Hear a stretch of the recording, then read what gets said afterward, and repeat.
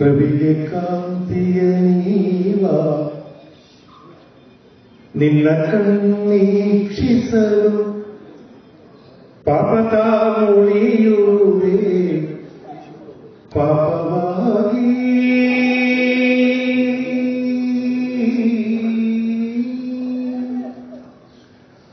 ಗಂಗೆ ತಾಭವಿಪ ನದಿಯ ಸೋಂಕಿಗೆ ನರಕತ ಉಳಿಯುವುದೇ ನರಕವಾಗಿ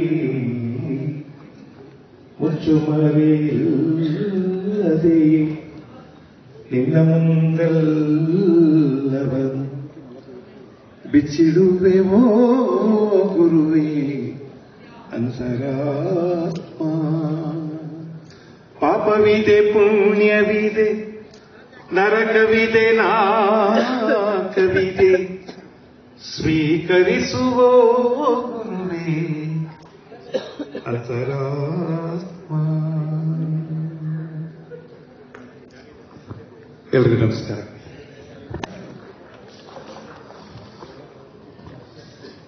ಈ ಸಂಸ್ಥೆಯ ನಿರ್ದೇಶಕರಾದ ಶ್ರೀ ಹಿರೇಗೌಡರಿಗೆ, ವ್ಯವಸ್ಥಾಪಕ ನಿರ್ದೇಶಕರಾದ ಶ್ರೀ ವಿ ಕೆ ಜಗದೀಶ್ ಅವರಿಗೆ, ಎಲ್ಲ ಗೌರವಾರ್ಹ ಸ್ನೇಹಿತರಿಗೆ ಎಲ್ಲರಿಗೂ ನಮಸ್ಕಾರ.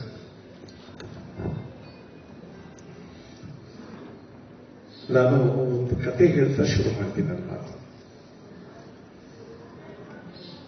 ಯಾರೋ ಒಬ್ಬ ರಾಜ ಅವನ ಅರಮನೆಯ ಅಂತಃಪುರದಲ್ಲಿ ರಾತ್ರಿ ಬಲ್ಕೊಂಡಿರ್ತಾನೆ. ಬೆಳಗಿನ ಜಾವ ಇದ್ದಕ್ಕಿದ್ದ ಹಾಗೆ ಅವನಿಗೊಂದು ಕನಸಾಗುತ್ತೆ. ಆ ಕನಸು ಪಕ್ಕದ ದೇಶದ ದೊರೆ ಬಂದು ಈ ರಾಜ್ಯವನ್ನ ಯುದ್ಧ ಮಾಡಿ ಸೋಲಿಸಿ ಅವನ ರಾಜ್ಯನ ಕಿತ್ಕೊಂಡು ಅವನ ಮೈ ಮೇಲಿದ್ದ ಎಲ್ಲಾ ವಸ್ತ್ರಾಭರಣಗಳನ್ನು ಕಿತ್ಕೊಂಡು ಇವತ್ತು ಸಂಜೆ ಆಗೋದ್ರೊಳಗೆ ಈ ರಾಜ್ಯದ ಗಡಿ ಬಿಟ್ಟು ಹೊರಟೋಗ್ಬೇಕು ನೀನು, ಇಲ್ಲಿ ನಿನ್ನ ತಲೆ ತೆಗಿತೀನಿ ಅಂತ ಆಜ್ಞೆ ಮಾಡಿರ್ತಾನೆ. ಇವತ್ತು ಸಂಜೆ ಒಳಗೆ ನಾನು ರಾಜ್ಯದ ಗಡಿ ಬಿಟ್ಟು ಹೋಗ್ಬೇಕು ಅಂತ ರಾಜ ಓಡ್ತಾ ಇದ್ದಾನೆ. ಅವನು ಹುಟ್ಟು ತೊಟ್ಟುಕೊಂಡಿದ್ದ ಎಲ್ಲಾ ವಸ್ತ್ರಾಭರಣಗಳನ್ನು ಕಿತ್ತಾಕಿದ್ದರಿಂದ ಒಂಥರ ಭಿಕಾರಿ ತರ ಕಾಣಿಸ್ತಿರ್ತಾನೆ. ಓಡ್ತಾ ಇರ್ತಾನೆ. ಇನ್ನೇನು ಸಂಜೆ ಆಗ್ಬೇಕು, ಇನ್ನೂ ರಾಜ್ಯದ ಗಡಿ ಹತ್ರಕ್ಕೆ ಬಂದೇ ಇಲ್ಲ. ಭಯ ಶುರುವಾಗ್ಬಿಡುತ್ತೆ. ನಾನು ರಾಜ್ಯದ ಗಡಿ ದಾಟದೇ ಇದ್ರೆ ಈ ರಾಜ ನನ್ನ ಮುಂದೆ ಬಿಡ್ತಾನೆ. ಯಾಕೋ ತುಂಬಾ ಭಯಾರಿಕೆ ಆಗುತ್ತೆ. ಯಾವುದೋ ಒಂದು ಮನೆ ಹತ್ರ ನಿಂತ್ಕೊಂಡು ಅಮ್ಮ ನೀರು ಅಂತ ಕೂಗ್ತಾನೆ. ಆ ಮನೆ ಗೃಹಿಣಿ ಒಂದು ತಬ್ಬಿಗೆ ನೀರು ತಗೊಂಡು ಬರ್ತಾನೆ. ಆ ನೀರನ್ನು ನೀವು ಬೊಕ್ಸೆಗೆ ಹಾಕಬೇಕು, ಅಷ್ಟೊತ್ತಿಗೆ ಯಾರ ಫಳ್ಳ ಅಂತ ಒಂದು ಚಾಕಿನಲ್ಲಿ ಹೊಡಿತಾರೆ ಮುಖದ ಮೇಲೆ. ನೋಡಿದ್ರೆ ಆ ರಾಜ್ಯದ ಸಿಪಾಯಿ ಇವನನ್ನು ನಾವು ಹಿಂಬಾಲಿಸಿ ಬಂದಿರ್ತಾನೆ. ಆ ಚಾಟಿ ಬಿದ್ದ ತಕ್ಷಣ ಇವನಿಗೆ ಎಚ್ಚರ ಆಗಿರುತ್ತೆ. ರಾಜನಿಗೆ ಎಚ್ಚರ ಆಗಿರುತ್ತೆ. ದಿಕ್ಕಂತ ಮೇಲೆ ಹೇಳ್ತಾನೆ, ತುಂಬಾ ಭಯ ಆಗಿದೆ, ಮೈಯೆಲ್ಲ ಬೇವ್ಬಿಟ್ಟಿದೆ, ಎದೆ ಲಗಡವ ತುಡ್ಕೋತಾ ಇದೆ, ತುಟಿ ಎದುರ್ತಾ ಇದೆ. ಹೀಗೆ ಎದ್ದುದನ್ನು ನೋಡಿ ರಾಣಿ ಕೂಡ ಎದ್ದು ಹೇಳ್ತಾನೆ. ಎದ್ದು ಏನಾಯ್ತು, ಯಾಕೆ ಹಿಂಗೆದ್ರಿ ಅಂತ ಕೇಳ್ತಾನೆ.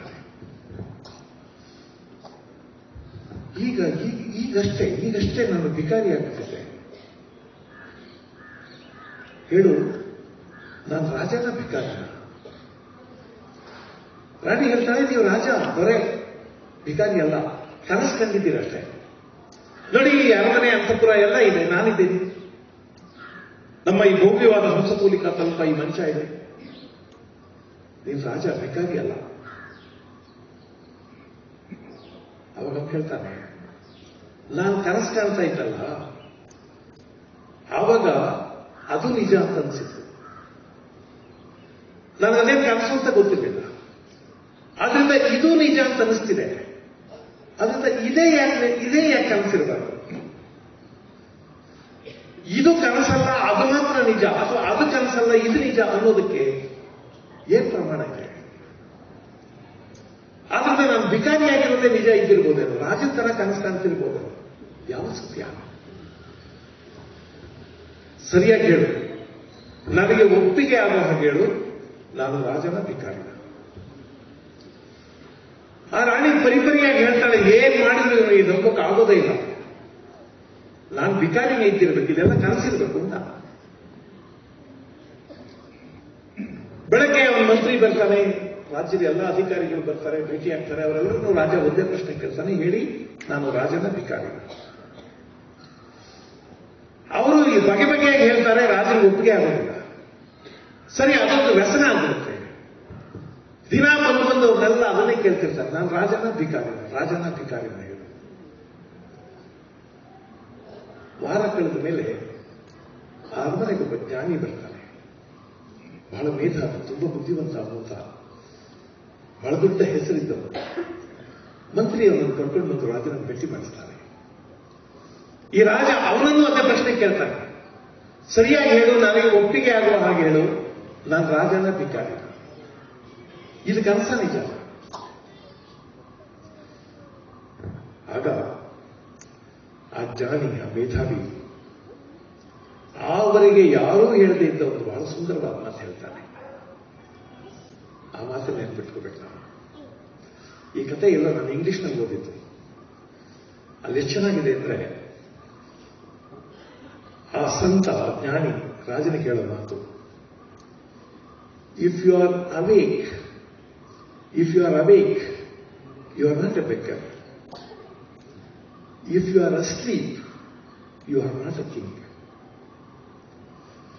ನೀನು ಎಚ್ಚರವಾಗಿದ್ರೆ ನೀನು ಭಿಕಾರಿ ಅಲ್ಲ, ನೀನು ಮಲಗಿದ್ರೆ ನೀನು ರಾಜ ಅಲ್ಲ.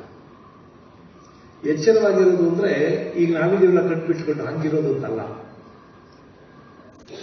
ಎಚ್ಚರವಾಗಿರೋದು, ಅಲರ್ಟ್ ಆಗಿರೋದು, ಅವೇಕ್ ಆಗಿರೋದು. ನಮ್ಮ ಜಗತ್ತಿನ ಸುತ್ತಮುತ್ತ ಏನಾಗ್ತಾ ಇದೆ ಅಂತ ತಿಳ್ಕೊಂಡ್ರು, ಇಲ್ಲಿ ನಡೆಯುವ ಯಾವುದು ನನ್ನ ಪ್ರಜ್ಞೆಯಿಂದ ಆಚೆ ಹೊರಟೋಗ್ಬಿಡೋದಿಲ್ಲ ಅನ್ನುವಷ್ಟು ಎಚ್ಚರವಾಗಿರೋದು. ಹಾಗಿದ್ರೆ ನಾವು ಭಿಕಾರಿ ಅಲ್ಲ. ವೆನ್ ದೇ ಆರ್ ಅಸ್ಲೀಪ್, ನಾವು ನಿದ್ದೆ ಮಾಡ್ತೇವೆ, ಯಾವ್ದು ಹೆಂಗಾನ ಕೊಡ್ಸ್ಕೊಂಡು ಹೋಗ್ಲಿ, ನಾನಷ್ಟಕ್ಕೆ ನಾನು ಬದುಕಿದ್ರೆ ಸಾಕು ಅಂತಿರ್ತಾರಲ್ಲ, ದೇ ಆರ್ ಇನ್ ಸ್ಲೀಪ್. ಅವ್ರು ಹಂಗೆ ಮಲಗಿದ್ರೆ ಅವ್ರು ರಾಜರಲ್ಲ. ನಾವು ಬಹಳ ಸಲ ಈ ಮಾತುಗಳನ್ನ ಆಡ್ತಿರ್ತೀವಿ. ಅದಕ್ಕೆ ಮುಂಚೆ ಒಂದು ಮಾತು ಹೇಳ್ತೀನಿ ಬಂಧುಗಳೇ, ನಾವು ಮಾತಾಡಿ ಮಾತಿನ ಮಾನ ಕಳೆದಾಗ್ತೀವಿ.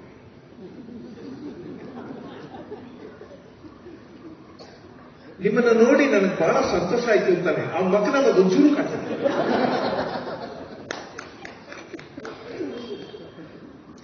ಯಾರೋ ಸುತ್ತಮುಟ್ಟವ್ರೆ ನನಗೆ ಬಹಳ ದುಃಖ ಆಗದೆ ಅಂತಾನೆ, ಅವನ ಮಕ್ಕಳಲ್ಲಿ ಏನೂ ಕಾಣ್ತಾನೆ. ಅದೇ ನಮಗೊಂದು ಶರೀರ ಇದೆ, ಇದಕ್ಕೆ ಸ್ನಾಯುಗಳಿದೆ, ಇದಕ್ಕೊಂದು ಭಾಷೆ ಇದೆ, ಇಲ್ಲೆಲ್ಲೋ ಕಾಣಿಸ್ಬೇಕಲ್ವಾ? ನಮ್ಮ ಮಾತುಗಳಿಗೆಲ್ಲ ಡಾಕ್ಟರ್ ಯುವಾನ್ ಅನಂತಮೂರ್ತಿ ಒಂದು ಪುಸ್ತಕ ಬರೆದಿದ್ದಾರೆ, ಬಹಳ ಒಳ್ಳೆ ಪುಸ್ತಕ, ದಯವಿಟ್ಟು ಗಮನಿಸಿ. ಒಂದು ಮಾತು ಸೋತ ಭಾರತ ಅಂತ. ಮಾತು ಸೋತ ಭಾರತ. ನಾವು ಸ್ವಾತಂತ್ರ್ಯ ನಂತರ ಇಷ್ಟು ವರ್ಷಗಳಲ್ಲಿ ನಾವೇನ್ ಮಾಡಿದ್ದೀವಿ ಅಂದ್ರೆ ಮಾತು ಸೋತವನ್ನು ನೋಡ್ಕೊಂಡಿದ್ದೀವಿ. ಮಾತು in the true sense of meaning it has no meaning. ಮಾತು ಅರ್ಥನೇ ಇಲ್ಲ. ನಾವು ಮಾತಾಡ್ತಾನೆ ಇದ್ದೀವಿ, ತುಂಬಾ ಮಾತಾಡ್ತಿದ್ದೀವಿ, ಏನೇನೋ ಮಾತಾಡ್ತಿದ್ದೀವಿ. ಆದ್ರೆ ಮಾತಾಡೋರೆಲ್ಲರನ್ನು ನಾವೀಗ ರೀಡಿಂಗ್ ಬಿಟ್ವೀನ್ ದಿ ಲೈನ್ಸ್, ಅವನು ಏನು ಇಷ್ಟಕೊಂಡು ಮಾತಾಡಿರ್ಬೋದು ಅಂತ ಯೋಚನೆ ಮಾಡೋಕೆ ಶುರು ಮಾಡ್ತೀವಿ. ಯಾವ ಮಾತನ್ನು ಪತ್ರಿಕೆಯಲ್ಲೋ ಟಿವಿಯಲ್ಲೋ ಎಲ್ಲೋ ಯಾವ ಅಥವಾ ನನ್ನಂತವನು ಯಾವನೋ ಮಾತಾಡಿದ್ರೆ ಆ ಮಾತನ್ನ ಹಂಗೆ ಅರ್ಥ ಮಾಡ್ಕೊಳ್ಳಲ್ಲ, ಏನೋ ಇಲ್ಲದೆ ಮಾತಾಡ್ತಾನ ಇವನು ಅಂತ ಅನ್ಕೋತೀವಿ. ಸೊ ಇಲ್ಲಕ್ಕೆ ಬಂದು ನಿಂತಿದ್ದೀವಿ ನಾವು. ಹಿಂದೆ ನಿಮ್ಗೆ ಗೊತ್ತಾ, ಈ ಮಾತಿಗೆ ಶಾಪ ಕೊಡೋ ಶಕ್ತಿ ಇತ್ತಂತೆ ಅಥವಾ ವರ ಕೊಡೋ ಶಕ್ತಿ ಇತ್ತಂತೆ. ಶಾಪ ವರ ಇಷ್ಟೇ, ನೀನು ಕೆಟ್ಟದ್ದಾಗಲಿ ಅಂತ ಅನ್ಸಿದ್ರೆ ಅದು ಶಾಪ, ನೀನು ಒಳ್ಳೇದಾಗಲಿ ಅಂತ ವರ. ಯಾರೋ ಮಾತು ಹಾಗೆ ಹಾಡಿದ್ರೆ ಹಾಗೆ ಆಗ್ತಿತ್ತಂತದ್ದು ಅಂತ. ಯಾರೋ ಕೋಪದಿಂದ ಹಾಳಾಗೋಗ್ಬಿಡ್ತಿದ್ದ ಅನುಸ್ಮೃತಿ ಬರೀತಾರೆ. ಅವ್ರ ತಾತ ಅವ್ರು ಹೇಳಿದ್ರಂತೆ, ಅನಂತು ಯಾಕೋ ಈಚೆಗೆ ನನ್ನ ಮಾತಿಗೆ ಶಾಪಾನುಗ್ರಹ ಶಕ್ತಿ ಇಲ್ಲ ಕಣ. ಇವ್ರು ಈ ಕಾಲದವರು ಮಾತಿಗೆ ಆ ಥರ ಶಾಪ ಅನುಗ್ರಹ ಶಕ್ತಿ ಇರ್ತಾರೆ, ಅವೆಲ್ಲ ಇರಲ್ಲ ಬಿಡಿ.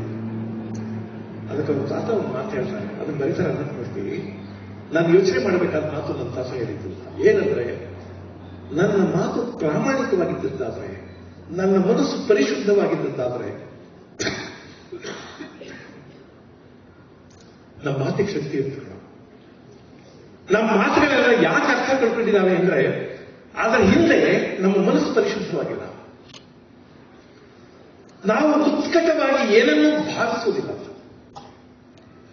V don't feel anything with all intensity. ಉತ್ಕಟವಾಗಿ ಯಾರನ್ನು ಪ್ರೀತಿಸುವುದಿಲ್ಲ, ಉತ್ಕಟವಾಗಿ ಏನನ್ನು ಮೋಹಿಸುವುದಿಲ್ಲ, ಏನನ್ನು ಆಸೆ ಪಡುವುದಿಲ್ಲ. ಸುಮ್ಮನೆ ಹೇಳ್ತೇವೆ, ಈಗ ನೀವು ಈ ಇನ್ಸ್ಟಿಟ್ಯೂಷನ್ ಅಲ್ಲಿ ಇದ್ದೀರಿ, ಇಲ್ಲಿ ನಿಂತ್ಕೊಂಡು ಮಾತಾಡ್ತೀವಿ ಅಂತ ಇಟ್ಕೊಳ್ಳಿ. ಯಾರು ನೀವು ಮಾತಾಡ್ತೀರಿ ಅಥವಾ ನಾನು ನೋಡಿ, ಇದು ಮಿಲ್ಕ್ ಫೆಡರೇಷನ್ ಇದೆಯಲ್ಲ, ತುಂಬಾ ದೊಡ್ಡದಾಗಿ ಬೆಳಿಬೇಕು, ಮುಗಿಲೆತ್ತರ ಬೆಳಿಬೇಕು ಹಂಗಂತೀವಿ ಅಷ್ಟೇ. ಬಟ್ ನಮ್ಮ ಒಳಗಿನ ಆಸೆ ಇಲ್ಲ, ಇಂಟೆನ್ಸಿಟಿ ಇರಲ್ಲ, ಆ ಉತ್ಕಟತೆ ಇರೋದಿಲ್ಲ, ಅಂತೀವಿ ಅಷ್ಟೇ. ನಾನು ಮುಗಿಲೆತ್ತರ ಬೆಳಿಬೇಕು ಅಂತ ಹೇಳ್ಬಿಟ್ಟು ಇನ್ಯಾವನೊಬ್ಬ ಮುಗಿಲಿಂದ ಆಸೆಗೆ ಬೆಳಿಬೇಕು ಅಂತಾನೆ, ಇದು ನಾನೇನು ಕಮ್ಮಿ ಅಂತವ, ಇನ್ನೂ ಎತ್ತರ ಹೇಳ್ಬಿಟ್ಟೋಣ ಅಂತ ಹೇಳ್ತಾನೆ ಅಷ್ಟೇ. ಅಂಥ ಉತ್ಕಟವಾದ ಫೀಲಿಂಗ್ ಇರಲ್ಲ. ಅದರಿಂದ ನಾನು ಹೇಳೋದು, ಮನಸ್ಸು ಅದನ್ನು ಬಹಳ ತೀವ್ರವಾಗಿ ಭಾವಿಸದೇ ಇದ್ರೆ, ತುಂಬಾ ತೀವ್ರವಾಗಿ ಅಂದುಕೊಳ್ಳದೆ ಇದ್ರೆ ಅದಾಗದೇ ಇಲ್ಲ. The problem is many times we don't feel intensely. ತುಂಬಾ ಉತ್ಕಟವಾಗಿ ಅನಿಸೋದೇ ಇಲ್ಲ. ನಮ್ಮಲ್ಲಿ ಬಹಳ ಪ್ರೀತಿಯ ಮಾತುಗಳಿರ್ತಾವಲ್ಲ, ಇಂಟೆನ್ಸಿಟಿ ಇರಲ್ಲ. ಅದರಿಂದ ಭಾರತ ದೇಶದ ಸ್ವಾತಂತ್ರ್ಯೋತ್ತರ ಚರಿತ್ರೆ ಮಾತು ಸೋತ ಚರಿತ್ರೆ ಇದ್ದಾರೆ.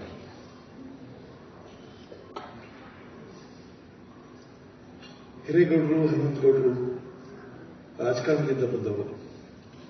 I have no prejudices. ರಾಜಕಾರಣಕ್ಕೂ ನನಗೂ ಏನು ಪೂರ್ವಗ್ರಹಗಳಿಲ್ಲ, ಸುಮ್ಮನೆ ಹೇಳ್ತೀನಿ. ನಿಮ್ಗೆ ಗೊತ್ತಿರಲಿ ಅಂತ ಹೇಳ್ತೀನಿ. ಇವೆಲ್ಲ ನಾನು ಆಲೋಚನೆ ಮಾಡೋ ಕ್ರಮ ಗೊತ್ತಿರಲಿ ಅಂತ ಹೇಳ್ತೀನಿ. ಸೀರಿಯಸ್ ಆಗಿ ಏನು ಕೊರಿಯಲ್ಲ, ನೀವು ಬೇಜಾರು ಮಾಡ್ಕೊಬೇಡಿ. ಏನೋ ಹಿಂಗ್ ಶುರು ಮಾಡ್ಕೊಂಡ್ರಲ್ಲ ಅಂತ ನಾನು ಹೇಳ್ಬೇಕಾದ ಬೇರೆ ಏನಿದೆ, ಅದಕ್ಕೊಂದು ಸೀರಿಯಸ್ ಫೌಂಡೇಶನ್ ಹಾಕೋತೀನಿ. ನಮ್ಮಲ್ಲಿ ಪಾರ್ಲಿಮೆಂಟ್ ಅಸೆಂಬ್ಲಿ ಇದಾವಲ್ಲ, ಸಂವಿಧಾನ ಕರ್ತೃಗಳು ಇದನ್ನು ಮಾಡಿದ್ದೇ ಇವು ಮಾತಿನ ಮನೆಗಳಿಲ್ಲ. ಅಂದ್ರೆ ಈ ದೇಶದಲ್ಲಿ ನಡೆಯುವ ಎಲ್ಲ ವಿದ್ಯಮಾನಗಳನ್ನು ಮಾತಾಡಬೇಕಿಲ್ಲ, ಚರ್ಚೆ ಮಾಡಬೇಕು. ಮಾತಿಗೆ ಒಂದು ಬಹಳ ಅದ್ಭುತವಾದ ಗುಣ ಇದೆ. ಅದೇನಂದ್ರೆ, ಮಾತು ಯಾರನ್ನಾದ್ರೂ ಒಲಿಸಬಲ್ಲದು ಮತ್ತು ಯಾರನ್ನಾದ್ರೂ ಒಪ್ಪಿಸಬಲ್ಲದು. ನಿಮ್ಮ ಮಾತು ಪ್ರಾಮಾಣಿಕವಾಗಿದ್ರೆ, ನಿಮ್ಮ ಮಾತಿಗೆ ಆ ತೀವ್ರತೆ, ಆ ಇಂಟೆನ್ಸಿಟಿ, ಆ ಅರ್ಥ ಇದ್ರೆ ಅದು ಏನನ್ನು ಬೇಕನ್ನೋ ಒಪ್ಪಿಸ್ಬೋದು. ಮನುಷ್ಯ ಬಹಳ ಕಾಲ ಹೊಡೆದಾಡಿ ಬಿಡದಾಡಿ ಏನೇನೋ ಮಾಡ್ಕೊಂಡಿದ್ದವನು ಆದಿಮಾನವ. ಯಾರೋ ಇಷ್ಟ ಇರೋರು ಕೊಂದು ಬಿಡ್ತಿದ್ದ ಅಷ್ಟೇ, ಯಾರೋ ಏನೋ ತೊಂದರೆ ಮಾಡಿದವರು ಹೊಡೆದು ಬಿಡ್ತಿದ್ದ ಅಷ್ಟೇ. ಬಹಳ ಕಾಲ ಹಿಂಗೆ ಬದುಕಿ ಬಂದವನು ಇತಿಹಾಸದ ಯಾವುದೋ ಕಾಲದಲ್ಲಿ ಮಾತು ಕಂಡಿಡ್ಕೊಂಡ. ಮಾತು ಕಂಡಿಡ್ಕೊಂಡ್ಮೇಲೆ ಅವನಿಗೆ ಮಾತಿದೆಯಲ್ಲ, ಇದು ಎಂಥ ಅದ್ಭುತವಾದದ್ದು ಅಂದ್ರೆ, ನಾವು ಮಾತಿನಲ್ಲಿ ಯಾರನ್ನಾದ್ರೂ ಒಪ್ಪಿಸಬಹುದು. ಮಾತಿರೋದೇ ಚರ್ಚೆ ಮಾಡಬೇಕು. ನನ್ನನ್ನು ನಿಮ್ಮನ್ನು ನಾವು ಒಪ್ಪಬೇಕು ಅಂತಿಲ್ಲ. ಆದ್ರಿಂದ ಚರ್ಚೆ ಮಾಡಿ ಏನಾದ್ರೂ ಒಂದು ಅದು ಮತಿಸಿದ್ರಿಂದ ಅವ್ರು ಬೆಣ್ಣೆ ಬರುತ್ತೆ ಅಂತ ಯೋಚನೆ ಮಾಡೋಕೆ ಶುರು ಮಾಡಲ್ಲ. ಬಹುಶಃ ಅಲ್ಲಮ ಪ್ರಭು ಮಾತಿನ ಬಗ್ಗೆ ಅವ್ರು ಮಾತಾಡ್ತಾರೆ. ನನಗೆ ಇಡೀ ಪ್ರಪಂಚದಲ್ಲಿ ಯಾರು ಅಷ್ಟು ಚೆನ್ನಾಗಿ ಹೇಳ್ದಂಗಿಲ್ಲ. ಅಲ್ಲಮ ಪ್ರಭು ಮಾತೆಂಬುದು ಜ್ಯೋತಿರ್ಲಿಂಗ ಅಂತ ಕರೀತಾರೆ. Height of very good definition. ಮಾತೆಂಬುದು ಜ್ಯೋತಿರ್ಲಿಂಗ. ಮಾತು ಅಂದ್ರೆ ದೇವರ, ವಿಚ್ ಇನ್ಕ್ಲೂಡ್ಸ್ ಎವ್ರಿಥಿಂಗ್. ಎಲ್ಲವನ್ನೂ ಸೇರಿದ್ದು ಮಾತು. ಮಾತನ್ನು ಬಹಳ ಪವಿತ್ರವಾಗಿ ಇಟ್ಕೋಬೇಕು ಅಂತ ಅದರ ಅರ್ಥ. ಆದ್ರೆ ನಾವು ಬಹಳ ಸಾಮಾನ್ಯರ ಕೈಗೆ ಮಾತು ಸಿಕ್ಕಿದಾಗ, ಬಹಳ ಸಾಮಾನ್ಯರ ಕೈಗೆ ಅಕ್ಷರಗಳು ಸಿಕ್ಕಿದಾಗ ನಾವು ಹಾಳು ಮಾಡ್ಬಿಟ್ವಿ.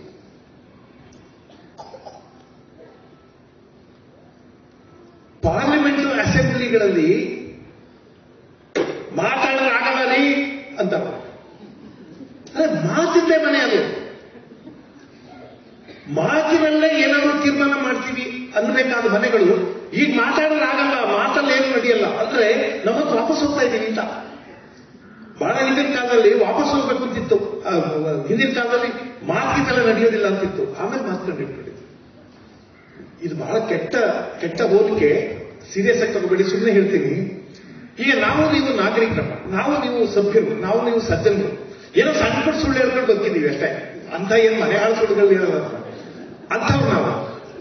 ಈ ಅಂಡರ್ವರ್ಲ್ಡ್ ಅಂತ ಒಂದಿದೆಯಲ್ಲ, ಅಂಡರ್ವರ್ಲ್ಡ್ ಅಲ್ಲಿ ಈಗ ನಮ್ಗೆ ನಾನು ಹೇಳಿ ನಿಮ್ಗೆ ನೀವ್ ಹೇಳಿ ನನಗೆ ಒಪ್ಪಿಗೆ ಆಗಿಲ್ಲ ಅಂದ್ರೆ ನಾನು ಏನ್ ಅಂತೀವಿ, ಬಹಳ ಅಂತ ನಾವು ಅಂತೀವಿ. ಇದು ಬಹಳ ನಡೆಯಲ್ಲ ಅಂತೀವಿ ಅಷ್ಟೇ. ಏನ್ ನಡೀತದೆ ಸುಮ್ಮನೆ ಅಂತೀವಿ. ಇದೇ ಬಹಳ ನಡೆಯಲ್ಲ, ನಾನು ನೋಡ್ಕೊಂತೀನಿ, ಏನು ನೋಡ್ಕೊಳ್ಳಲ್ಲ, ಸುಮ್ಮನೆ ನೋಡ್ಕೊಂತಿರ್ತಾನೆ ಅಂತ ಮಾತಾಡ್ತಿರ್ತಾನೆ. ಇಷ್ಟೇ ನಡೆಯೋದು. ಅಂಡರ್ವರ್ಲ್ಡ್ ಅಲ್ಲಿ ಹಂಗಲ್ಲ. ಅವರು ಬಹಳ ಮಾತಾಡ್ತಾನೆ, ಮಗ ಎತ್ಬಿಡ್ಬೇಕು ಅಲ್ವಾ? ಅಂದ್ರೆ ನಾವು ನಾಗರಿಕರು, ಸಭ್ಯರು, ನಾವು ಕೂಡ ಮಾತಾಡೋದಾಗಲ್ಲ ಅಂದ್ರೆ ನಾವು ಅಲ್ಲಿಗೆ ಹೋಗ್ತಿದ್ದೀವಿ ಅಂತ ಅರ್ಥ. ಯಾವುದು ಅಸಭ್ಯವೋ, ಯಾವುದು ಅಸಂಸ್ಕೃತವೋ ಅಲ್ಲಿಗೆ ಹೋಗ್ತಿದ್ದೀವಿ. ಒಂದು ಸೀರಿಯಸ್ ಆದ ವಿಷಯ ಹೇಳ್ಬಿಡ್ತೀನಿ. ನಾನು ಸರ್ಕಾರಿ ಕೆಲಸ ಮಾಡಿದವರು, ನೀವು ಸರ್ಕಾರಿ ಕೆಲಸ ಮಾಡ್ತಿರೋದು. ಸರ್ಕಾರಿ ಕೆಲಸ ಅಂದ್ರೆ ಹೆಂಗೆ ಅಂದ್ರೆ, ನಾನು ಯಾವಾಗಲೂ ಒಂದು ತಮಾಷೆ ಹೇಳ್ತಿರ್ತೀನಿ. ರಸ್ತೆಯಲ್ಲಿ ಹೋಗ್ತಾ ಇದ್ದೆ, ಯಾರೋ ಒಂದಷ್ಟು ಜನ ಕೆಲಸ ಮಾಡ್ತಾರೆ, ಗೌರ್ಮೆಂಟ್ ವರ್ಕರ್ಸ್ ಕೆಲಸ ಮಾಡ್ತಾ ಇದ್ರು. ಕೆಲಸ ಏನು ಅಂದ್ರೆ ಒಂದಷ್ಟು ಜನ ಗುಂಡಿ ತೆಗಿತಾರೆ, ಇನ್ನೊಂದಷ್ಟು ಜನ ಮಣ್ಣು ಹೋಗ್ತಾರೆ. ಒಂದು 50 ಆಳು ಗುಂಡಿ ತೆಗಿತಾರೆ, ಇನ್ನೊಂದು 50 ಆಳು ಮಣ್ಣು ಹೋಗ್ತಾರೆ.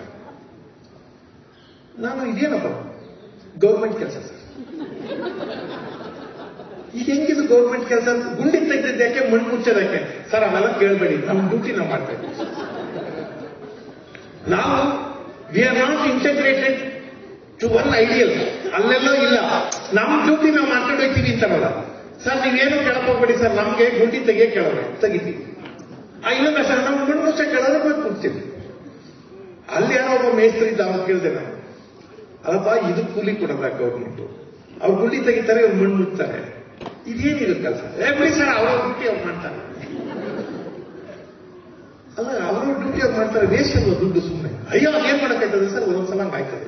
ಇಲ್ಲ ಈ ಗುಂಡಿ ತೆಗೆದಿದ್ದಕ್ಕೆ ಮುಚ್ಚೋದಕ್ಕೆ ಇಲ್ಲ ಸರ್, ಗುಂಡಿ ತೆಗೆದ ಅವ್ರ ಕೆಲಸ ಅವ್ರು ಮಾಡ್ತಾವ್ರೆ, ಮಣ್ಣು ಮುಚ್ಚೋದು ಇವ್ರ ಕೆಲಸ ಇವ್ರು ಮಾಡ್ತಾವ್ರೆ. ಈ ಮಧ್ಯದಲ್ಲಿ ಗಿಡ ನೆಡೋರು ಬರ್ಬೇಕಾಗಿತ್ತು ಸರ್, ಅವ್ರ ರಾಜ. ಆದ್ರಿಂದ ಅವ್ರವ್ರ ಡ್ಯೂಟಿ ಅವ್ರು ಮಾಡ್ತಾರೆ ಸರ್. ಗಿಡ ಬಂದಾಗ ಅವ್ನ ಜವಾಬ್ದಾರಿನ ಸಿಸ್ಟಮ್ ಸರಿಯಾಗಿರ್ಬೇಕಾಗಿತ್ತು ಅಂತ. ಈಗ ನಾವೆಲ್ಲ ಸರ್ಕಾರಿ ಕೆಲಸ ಮಾಡಿದ್ರೆ ಹಿಂಗೆ, ನಮ್ಮ ಡ್ಯೂಟಿ ನಾವು ಮಾಡ್ತೀವಿ, ಇನ್ಯಾವನಾರ ಕೊಚ್ಕೊಂಡು ಹೋಗ್ವಿ. ನನಗೇನೆ ನಾನು ಹೇಳ್ಬೇಕಾಗಿದ್ದು ಜೋಕಲ್ಲ, ಅದಕ್ಕೆ ಬದಲಿಗೆ ಇನ್ನೊಂದು ಹೇಳ್ಬೇಕಾಗಿತ್ತು. ಏನಂದ್ರೆ,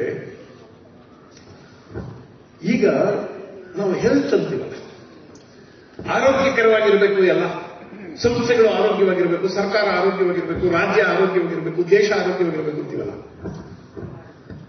WHO ಅಂತಂದ್ರೆ ನಿಮ್ಗೆ ಗೊತ್ತಲ್ಲ, ವರ್ಲ್ಡ್ ಹೆಲ್ತ್ ಆರ್ಗನೈಸೇಷನ್, ವಿಶ್ವ ಆರೋಗ್ಯ ಸಂಸ್ಥೆ. ಅವರು ಈಗ ಆರೋಗ್ಯ ಅಂದ್ರೆ ಏನು ಅಂತ ಇತ್ತೀಚೆಗೆ ಬೇರೆ ತರ ಡಿಫೈನ್ ಮಾಡಿದ್ದಾರೆ. Absence of illness is not health ಅಂತ ಹೇಳ್ತಾರೆ. ನಿಮ್ಗೆ ಕಾಯಿಲೆ ಇಲ್ಲ ಅಂದ್ರೆ ನೀವು ಆರೋಗ್ಯವಾಗಿದ್ದೀರಿ ಅಂತ ಅರ್ಥ ಅಲ್ಲ. ನಮ್ಗೇನು ಕಾಯಿಲೆ ಇಲ್ಲ, ಚೆನ್ನಾಗಿದ್ದೀವಿ, ಊಟ ಚೆನ್ನಾಗಿ ಸೇರಿಸಿದೆ, ಮೈಕೈ ನೋವಿಲ್ಲ, ಜ್ವರ ಬಂದಿಲ್ಲ, ಏನು ತಲೆ ಸಮಸ್ಯೆಗಳು ಏನಿಲ್ಲ, ಅದು ತಿಕ್ತಿಕ್ಲು ಅಂತ ಆಡ್ತೀವಿ. ಇಷ್ಟು ಸಾಕಲ್ವಾ? ಇನ್ನು ಉಳಿದಿದ್ದೆಲ್ಲ ಚೆನ್ನಾಗಿದೆಪ್ಪ, ಏನು ತೊಂದರೆ ಇಲ್ಲ. ನಮ್ BP ನಾರ್ಮಲ್, ನಮ್ ಶುಗರ್ ನಾರ್ಮಲ್, ಎಲ್ಲ ನಾರ್ಮಲ್. ಆದ್ರೆ ಬಿಹೇವಿಯರ್ ಈಸ್ ಅಬ್ನಾರ್ಮಲ್. ಹಂಗಾದ್ರೆ you not healthy person. Health ಅಂದ್ರೆ ಪ್ಯಾರಾಮೀಟರ್ಸ್ ನಿನ್ ಶುಗರ್ BP ಇದೆ ಅಲ್ಲ, ಅಥವಾ ನಿಮ್ಗೆ ಜ್ವರ ಇದೆಯಾ ಇಲ್ವಾ, ಕಾಯಿಲೆ ಇದೆಯಾ ಇಲ್ವಾ, ಕೈಕಾಲೆಲ್ಲ ಸರಿಯಾಗಿದಾವ ಇಲ್ವಾ, ಇರ್ಬೇಕಾದ ಪದಾರ್ಥ ಎಲ್ಲ ಇರೋ ಜಾಗದಲ್ಲೇ ಇದಾವ, ಅಷ್ಟೇ ಅಲ್ಲ. ಇದು ಫಿಸಿಕಲ್ ಹೆಲ್ತ್ ಮಾತ್ರ ಹೇಳುತ್ತೆ. ಈಗ ಅದಕ್ಕೆ ಅವರು ಹೆಲ್ತ್ ಅನ್ನೋ ಶಬ್ದನ ಬಿಟ್ಟು ವೆಲ್ನೆಸ್ ಅಂತ ಇನ್ನೊಂದು ಶಬ್ದ ಬರ್ತಿದ್ದಾರೆ. ನಾವು ಕನ್ನಡದಲ್ಲಿ ನನಗೆ ಬೇಕು ಅಂತಂದ್ರೆ ಸ್ವಸ್ಥತೆ ಇಲ್ಲಿರ್ತದೆ. ಸ್ವಾಸ್ಥ್ಯ, ಆರೋಗ್ಯ ಅಲ್ಲ, ಸ್ವಾಸ್ಥ್ಯ ಬೇರೆ. ಆ ಸ್ವಾಸ್ಥ್ಯಕ್ಕೆ ಅವರು 5 ಕಾಂಪೋನೆಂಟ್ ಹೇಳ್ತಾರೆ. ಬರೀ ಫಿಸಿಕಲ್ ಹೆಲ್ತ್ ಇದ್ರೆ ನೀವು ಆರೋಗ್ಯವಾಗಿದ್ದೀರಿ ಅಂತ ಅರ್ಥ ಅಲ್ಲ. ನಾವು ಇನ್ಮೇಲೆ ನೋಡ್ಕೋಬೇಕು, ನಮ್ಮ ಎಲ್ಲಾ ಪ್ಯಾರಾಮೀಟರ್ಸ್ ಸರಿಯಾಗದಿದ್ರೆ ನಾನು ಆರೋಗ್ಯವಾಗಿದ್ದೀನಿ ಅಂತ ಅಲ್ಲ. ಎರಡನೇದು ಇಂಪಾರ್ಟೆಂಟ್, ನಿಮ್ಗೆ ಗೊತ್ತಾಗುತ್ತೆ, ಮೆಂಟಲ್ ಹೆಲ್ತ್. ಅಂದ್ರೆ ನೆಟ್ಗಿದಿನ ತಿಕ್ಕಿಲ್ಲಂಗೆ ಆಗ್ತಿಲ್ಲ. ಈ ನಿಮ್ಗೆ ಗೊತ್ತಲ್ಲ, ಈ ಬೆಂಗಳೂರಲ್ಲಿ ವೆಹಿಕಲ್ ಓಡಿಸೋಕೆ ಶುರು ಮಾಡಿದ್ಮೇಲೆ ನಿಮ್ಗೆ ಗೊತ್ತಿರಲ್ಲ ಇಷ್ಟು ಬೇಗ ಸಭೆ ನನಗೆ. ಮೊದಲು ಸಭ್ಯರಂಗೆ ಇರ್ತೀರಿ, ಮನೇಲಿ ಒಳ್ಳೆಯವರೇ, ನಾವು ಬೀದಿಗೆ ಇಳಿತಿದ್ದಾಗ ಅಯ್ಯಂಗಿಲ್ ಅಂತ ಶುರು ಮಾಡಿ ಅವನು ಮಾಡ್ತಾ ತಿರಿ ಕನ್ನಡ ಏನೋ ಅಂತ ನಾವು ಕೆಳಗಡೆ ನಿಂತಿರೋನು. ನಾವು we are not at our control. ಅದಾಕೆ ಅವ್ರು ರೋಡ್ ಇಳಿತಿದ್ದಂಗೆ ಹಿಂಗೆ ಆಗ್ಬಿಡ್ತೀವಿ. ಆಮೇಲೆ ಅವನು ನಿಮ್ ಬೀದಿಯವನೇ ಹುಡುಗ, ಅವನು ಸುಂತ ನಿಮ್ ಪಕ್ಕ ಬಂದಿರ್ತಾನೆ. ಬಂದ ತಕ್ಷಣ ಏರ್ತದಪ್ಪ ಒಂದು ಬಿಪಿ ಅಂದ್ರೆ ಇದಕ್ಕಿದ್ದಂಗೆ ಎಲ್ಲಾ ಸಂಸ್ಕೃತರು ಬಳಸೋಕೆ ಶುರು ಮಾಡ್ತೀವಿ. You have got to be under your control. ಇದು mental health. Physical health, mental health. ನಿಮ್ಮ ಮನೆಯಲ್ಲಿ ಯಾರ್ಯಾರು ಇದ್ದಾರೆ, ನಿಮ್ಮ ಆರ್ಗನೈಸೇಷನ್ ಯಾರ್ಯಾರು ಇರ್ತಾರೆ. Do we really concerned about all those fellow human beings? ನಮ್ಮ ನಿಜವಾಗಿ ಅವ್ರ ಬಗ್ಗೆ ಒಂದು ಕಾಳಜಿ ಇದೆಯಾ, ಒಂದು ಕನ್ಸರ್ನ್ ಇದೆಯಾ, ಒಂದು ಪ್ರೀತಿ ಇದೆಯಾ? ಪ್ರೀತಿ ಇಲ್ಲದೆ ಬೇಡ, ಕನ್ಸರ್ನ್ ಇದೆಯಾ? ಯಾರೋ ರಸ್ತೆ ದಾಟ್ತಿದ್ದಾರೆ ವಯಸ್ಸಾದವ್ರ, ಪಾಪ ನಾವಿಲ್ಲಿ ನಿಂತ್ಕೊಂಡು ನೋಡ್ತಾ ಇದ್ದೀವಿ, ವೆಹಿಕಲ್ ಬರ್ಕೊಂಡು ಹೋಗ್ತಾ ಇದೆ, ಏನಾದ್ರು ಆಗ್ಬಿಟ್ರಿ? ಆಯಾ ಬೆಂಗಳೂರಲ್ಲಿ ಇರ್ತಾರೆ ದಿನ 100 ಜನ, ನಾವೇನ್ ಮಾಡಕ್ಕಾಯ್ತದೆ? ಸಾಯಿ ನನ್ನ ಮಕ್ಕಳು ತಿರ್ಕೊಂಡೋಗ್ತಾರಲ್ಲ, ಅವನು ಮೆಂಟಲಿ ನಾಟ್ ಹೆಲ್ತಿ. ಸೊ ಎರಡನೇದು ಮೆಂಟಲ್ ಹೆಲ್ತ್. ಮೂರನೇದು ಅಂದ್ರೆ ಎಮೋಷನಲ್ ಹೆಲ್ತ್ ಅಂತ. ಎಮೋಷನಲ್ ಹೆಲ್ತ್, ಈಗ ನಮ್ಗೆ ಒಂದಿಷ್ಟು ಸಂಬಂಧಗಳಿವೆ, ಅವ್ರ ಜೊತೆ ನಮ್ಗೆ ಇರಬೇಕಾದ ಇಮೋಷನ್ಸ್ ಇದೆಯಾ? ಹೆಂಡತಿ, ಮಕ್ಕಳು, ಅಪ್ಪ, ಅಮ್ಮ, ಅಣ್ಣ, ತಮ್ಮ, ಅತ್ತಿಗೆ, ಭಾವ, ಎಂಥವು ಸಂಬಂಧಗಳಿವೆ ಇಂಡಿಯಾ ದೇಶದಲ್ಲಿ. ಅಥವಾ ನಾವು we belong to one locality, we belong to one city, we belong to one organisation, we belong to one government. ಈ ತರದ್ದು ಒಬ್ಬರಿಗೊಬ್ಬರಿಗೆ ನಾವು ಒಟ್ಟಿಗೆ ಸೇರೋರು ಅಂತ ಅನಿಸ್ತಿಲ್ಲ ನಿಮ್ಗೆ ಅಂತಂದ್ರೆ ನಿಮ್ಗೆ ಎಮೋಷನಲ್ ಹೆಲ್ತ್ ಸರಿಯಾಗಿಲ್ಲ ಅಂತ. ಅದು ಎಮೋಷನಲ್ ಹೆಲ್ತ್. ನಾನು ಫಾಸ್ಟ್ ಹೇಳ್ಬಿಟ್ಟು ಹೋಗ್ತೀನಿ. ಇನ್ನೊಂದಿದೆ ಸೊಸೈಟಲ್ ಹೆಲ್ತ್ ಅಂತ. ಐ ಆಮ್ ಸಾರಿ, ಇಂಡಿಯಾ ದೇಶ ಈ ವಿಷಯದಲ್ಲಿ ಬಹಳ ಹಿಂದೆ ಇದೀವಿ, ಬಹಳ ಹಿಂದೆ ಇದೆ. ಹೊರಗಡೆ ತುಂಬಾ ಗದ್ದಲ ಇದೆ, ಸಿಕ್ಕಾಪಟ್ಟೆ ಗಲಾಟೆ ಮಾಡ್ತಿದ್ದೀವಿ ನಾವು. ಯಾಕೆ ಇಷ್ಟು ಗಲಾಟೆ ಮಾಡಬೇಕು? ನಮಗೆ ನನ್ನ ವಾದವನ್ನ ಇನ್ಯಾರಿಗಾದ್ರೂ ಹೇಳ್ಬೇಕಾದ್ರೆ ಕೂಗಾಡ್ತಾ ಇದ್ರೆ ಆಗಲ್ಲ ಅಂತ ಅನಿಸ್ಬಿಟ್ಟಿದೆ ನೋಡಿ. ನಮ್ಮ ಟಿವಿ ಡಿಬೇಟ್ ನಡೀತಲ್ಲ, ನನ್ಗೆ ಅಷ್ಟಾಗಿ ಕೂಗಾಡ್ಬೇಕು ಅಂತ ಗೊತ್ತಿಲ್ಲ. ಕೂಗಾಡೋದು, ಜಗಳ ಆಡೋದು. ನಾನು ಎಷ್ಟೋ ದೇಶಗಳು ನೋಡಿದ್ದೀನಿ ಪ್ರಪಂಚದಲ್ಲಿ. ಈಗ ನಾನು ಮಾತಾಡ್ತಿದ್ದೇನಲ್ಲ, ಇದೇ ವಾಯ್ಸಲ್ಲಿ ಜಗಳನೂ ಆಡೋ ಮುಗಿಸ್ಕೊತಾರ. ಇದೇ ವಾಯ್ಸಲ್ಲಿ ಜಗಳನೂ ಆಗೋದು. ಈ ಪಿಚ್ ಸಾಕು ಜಗಳ ಆಡಕ್ಕೆ. ನಮ್ಮಲ್ಲಿ ಜಗಳ ಅಲ್ಲ, ಸುಮ್ಮನೆ ಈ ಬಸ್ಸಲ್ಲಿ ಹೋಗೋ ಬಸ್ಸಲ್ಲಿ ಇದು ಮೊಬೈಲಲ್ಲಿ ಮಾತಾಡ್ತಾರೆ ನೋಡ್ಬೇಕು. ಅವ್ನು ಹೋಗೋ ಬಸ್ಸಲ್ಲಿ ಕೂತಿರ್ತಾನೆ, ಮಧ್ಯಾಹ್ನ ಎಲ್ಲ ಒಂದು ಊಟ ಬಂದು ನೆಮ್ಮದಿಯಾಗಿ ನಿದ್ದೆ ಮಾಡ್ತಾ ಇರ್ತಾರೆ.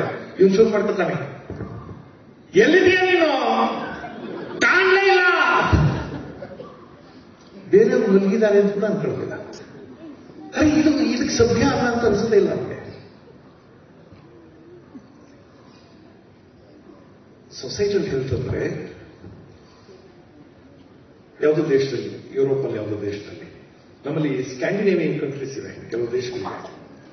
ಜನ ನಮ್ದೊಂದು ಸಮಾಜ ಅಂತ ಅದೆಷ್ಟು ಚೆನ್ನಾಗಿ ಫೀಲ್ ಮಾಡ್ತಾರೆ ಅಂದ್ರೆ, we belong to a place, we belong to this town, we belong to this village, ನಾವೆಲ್ಲ ಒಂದು ಊರ್ನವರು ಅಂತ ಹೆಂಗ್ ಫೀಲ್ ಮಾಡ್ತಾರೆ ಅಂದ್ರೆ,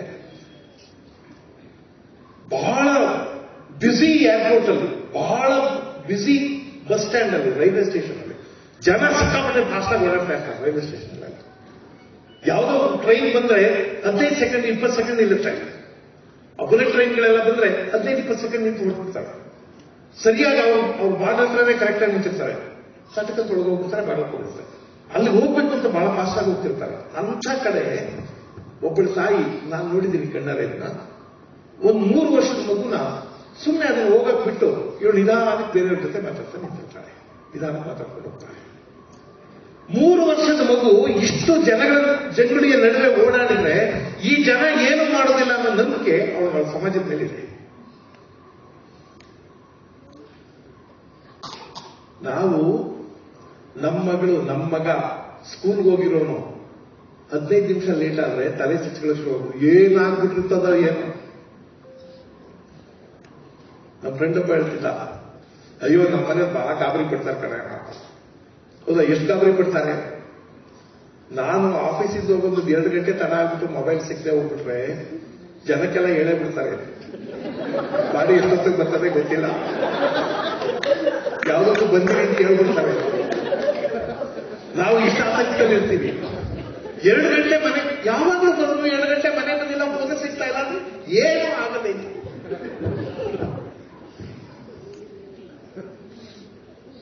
ಆದ್ರೆ ನಮ್ಮದೇ ಸಮಾಜದ ಬಗ್ಗೆ ನಂಬಿಕೆ ಇಲ್ಲ ನೋಡಿ. ನಮ್ಮ ಮಗು ಇಲ್ಲಿ ನಡ್ಕೊಂಡು ಹೋಗ್ತಾ ಇದ್ರೆ ನೀವು ಗೊತ್ತಲ್ವ, ಯಾವಾಗ ಮದುವೆ ಮನೆ ಕರ್ಕೊಂಡು ಹೋಗಿರ್ತಾರೆ ಮಕ್ಕಳನ್ನ, ಇಲ್ಲಿದಲ್ಲ ಮಗು ಮದುವೆ ಮನೆ ಕರ್ಕೊಂಡು ಹೋಗಿರ್ತಾರೆ, ಹಿಂಗೆ ಹಿಡ್ಕೊಂಡಿರ್ತಾರೆ, ಬಿಡೋದೇ ಇಲ್ಲ. ಯಾಕೆಂದ್ರೆ ಬಿಟ್ಬಿಟ್ರೆ ಯಾರೇನ್ ಮಾಡ್ಬಿಡ್ತಾರ. We don't believe our society. ಒಂದು ದೊಡ್ಡ ರಸ್ತೆ, ಏಕಕಾಲದಲ್ಲಿ ಒಂದು 20 ಕಾರ್ ಹೋಗುವಷ್ಟು ದೊಡ್ಡ ರಸ್ತೆ ಇರುತ್ತೆ. ಆ ರಸ್ತೆನಲ್ಲಿ ಒಬ್ಬ ಮುದುಕ ರಸ್ತೆ ದಾಟ್ತಾ ಇರ್ತಾನೆ. ಸಿಗ್ನಲ್ ಲೈಟ್ ಅಲ್ಲ, ಬಟನ್ ಪ್ರೆಸ್ ಮಾಡಿದ್ರೆ ಅವ್ರಿಗೆಲ್ಲ ರೆಡ್ ಲೈಟ್ ಬರುತ್ತೆ, ಇವನೊಬ್ಬರಿಗೆ ಹೋಗೋಕೆ ಗ್ರೀನ್ ಲೈಟ್ ಬರುತ್ತೆ. ಒಂದು ವಾಕಿಂಗ್ ಸ್ಟಿಕ್ ಇಟ್ಕೊಂಡು ನಿಧಾನ ಹೋಯ್ತಾನೆ, ಹಿಂಗೋಯ್ತಾನೆ. 100 ಕಾರ್ಗಳು ರಸ್ತೆ ನಿಂತ್ಕೊಂಡ್ಬಿಡುತ್ತೆ. ನೀವು ನೋಡ್ತೀರಿ, ಯಾರು ಇರಿಟೇಟ್ ಆಗಲ್ಲ. ಅಷ್ಟು ಜನ ಡ್ರೈವರ್ಸ್ ಇರ್ತಾರೆ, ಅಷ್ಟು ಜನ ಕಾರ್ ಡ್ರೈವ್ ಮಾಡ್ತಿರ್ತಾರೆ, ಅವ್ರಿಗೂ ಅರ್ಜೆಂಟ್ ಕೆಲಸಗಳಿರ್ಬೋದು, ಯಾರು ಇರಿಟೇಟ್ ಆಗಲ್ಲ. ಆ ಮುದುಕ ಹೋಗಿ ರಸ್ತೆ ದಾಟಿ ಇನ್ನೂ ಸ್ವಲ್ಪ ಮುಂದೆ ಹೋದ್ಮೇಲೆ ಅಕಸ್ಮಾತ್ ಬರ್ತು ವಾಪಸ್ ಬರಬಾರಲ್ಲ, ಹೋದ್ಮೇಲೆ ಅವ್ರು ಕಾರ್ಗಳು ಸ್ಟಾರ್ಟ್ ಮಾಡ್ತಾರೆ. ನಮ್ಮ ದೇಶದಲ್ಲಿ ಇಮ್ಯಾಜಿನ್ ಮಾಡಿದ್ದೀವಿ, ಯಾಕೆ ಬರ್ತೀಯ, ಇಲ್ಲೇ ಸಹಾಯ ಕೊಡ್ಬೇಕಾ, ಸರ್ಕಾರ ಬೇಕಾ ಸಹಾಯಕ್ಕೆ, ನಿನ್ಗೆ ಮನೇಲಿ ಕೂತ್ಕೊಳ್ಳೋಕ್ಕಾಗೋದಿಲ್ಲ, ಯಾಕೆ ಬದುಕಿದಿರೋ ಅಂದ್ರೆ ಇವ್ರ ಮನೇಲಿ ಯಾರು ಬದುಕೇ ಇರೋಲ್ಲ ಇಲ್ಲ ಅನ್ನೋತಾರ, ಇವ್ರು ಯಾವತ್ತೂ ಬದುಕಾಗೋದಿಲ್ಲ ಅನ್ನೋತಾರ. ಅಪ್ರಬುದ್ಧತೆ ಅಂದ್ರೆ ಅರೆ, you do not have a space for your person. ನಿಮ್ಮದೇ ಸಮಾಜದ ಒಬ್ಬ ಮನುಷ್ಯ, ನಿಮ್ಮದೇ ಸಮಾಜದ ಒಬ್ಬ ಹಿರಿಯ, ನಿಮ್ಮಲ್ಲಿ ನಿಮ್ಮ ಮನಸ್ಸಲ್ಲಿ ಸ್ಪೇಸ್ ಇಲ್ಲ ನಮಗೆ. ಇದಿಲ್ಲದೆ ಇದ್ರೆ ಅದನ್ನ ಸೊಸೈಟಲ್ ಹೆಲ್ತ್ ಅಂತಾರೆ, ಸೊಸೈಟಲ್ ಇಲ್ನೆಸ್ ಅಂತಾರೆ. ಬಹಳ ಸಲ ನಾವು ಯೋಚನೆ ಮಾಡೋದು, ತುಂಬಾ ಗದ್ದಲ ಯಾಕೆ ಮಾಡ್ಬೇಕು ನಾವು, ಬಹಳ ಗದ್ದಲ ಮಾಡ್ತೀವಿ. ನನಗೇನೋ ಒಬ್ರು MLA ಒಂದ್ಸಲ ಹೇಳಿದ್ರು, ಸಾರ್ ಈ ಮೀಡಿಯಾದವ್ರು ಏನ್ ಕೆಟ್ಟೋಗ್ಬಿಟ್ಟವ್ರೆ ಅಂದ್ರೆ, ನಾವು ಕೂತ್ರೆಕ್ಕೆ ಮುದ್ರೆಕ್ಕೆ ಹಾಕಿಸಿದ್ರೆ ಎಲ್ಲ ಸುದ್ದಿ ಮಾಡ್ತಾರೆ ಸರ್. ಎಲ್ಲೋ ರಾತ್ರಿ ನಿದ್ದೆ ಮಾಡಲ್ಲ, ಒಂದ್ ಗಳಿಗೆ ನಿದ್ದೆ ಮಾಡ್ತೀವಿ, ಅದೇ ಫೋಟೋ ಇಟ್ಟು ಹಾಕ್ತಾರೆ ಸರ್.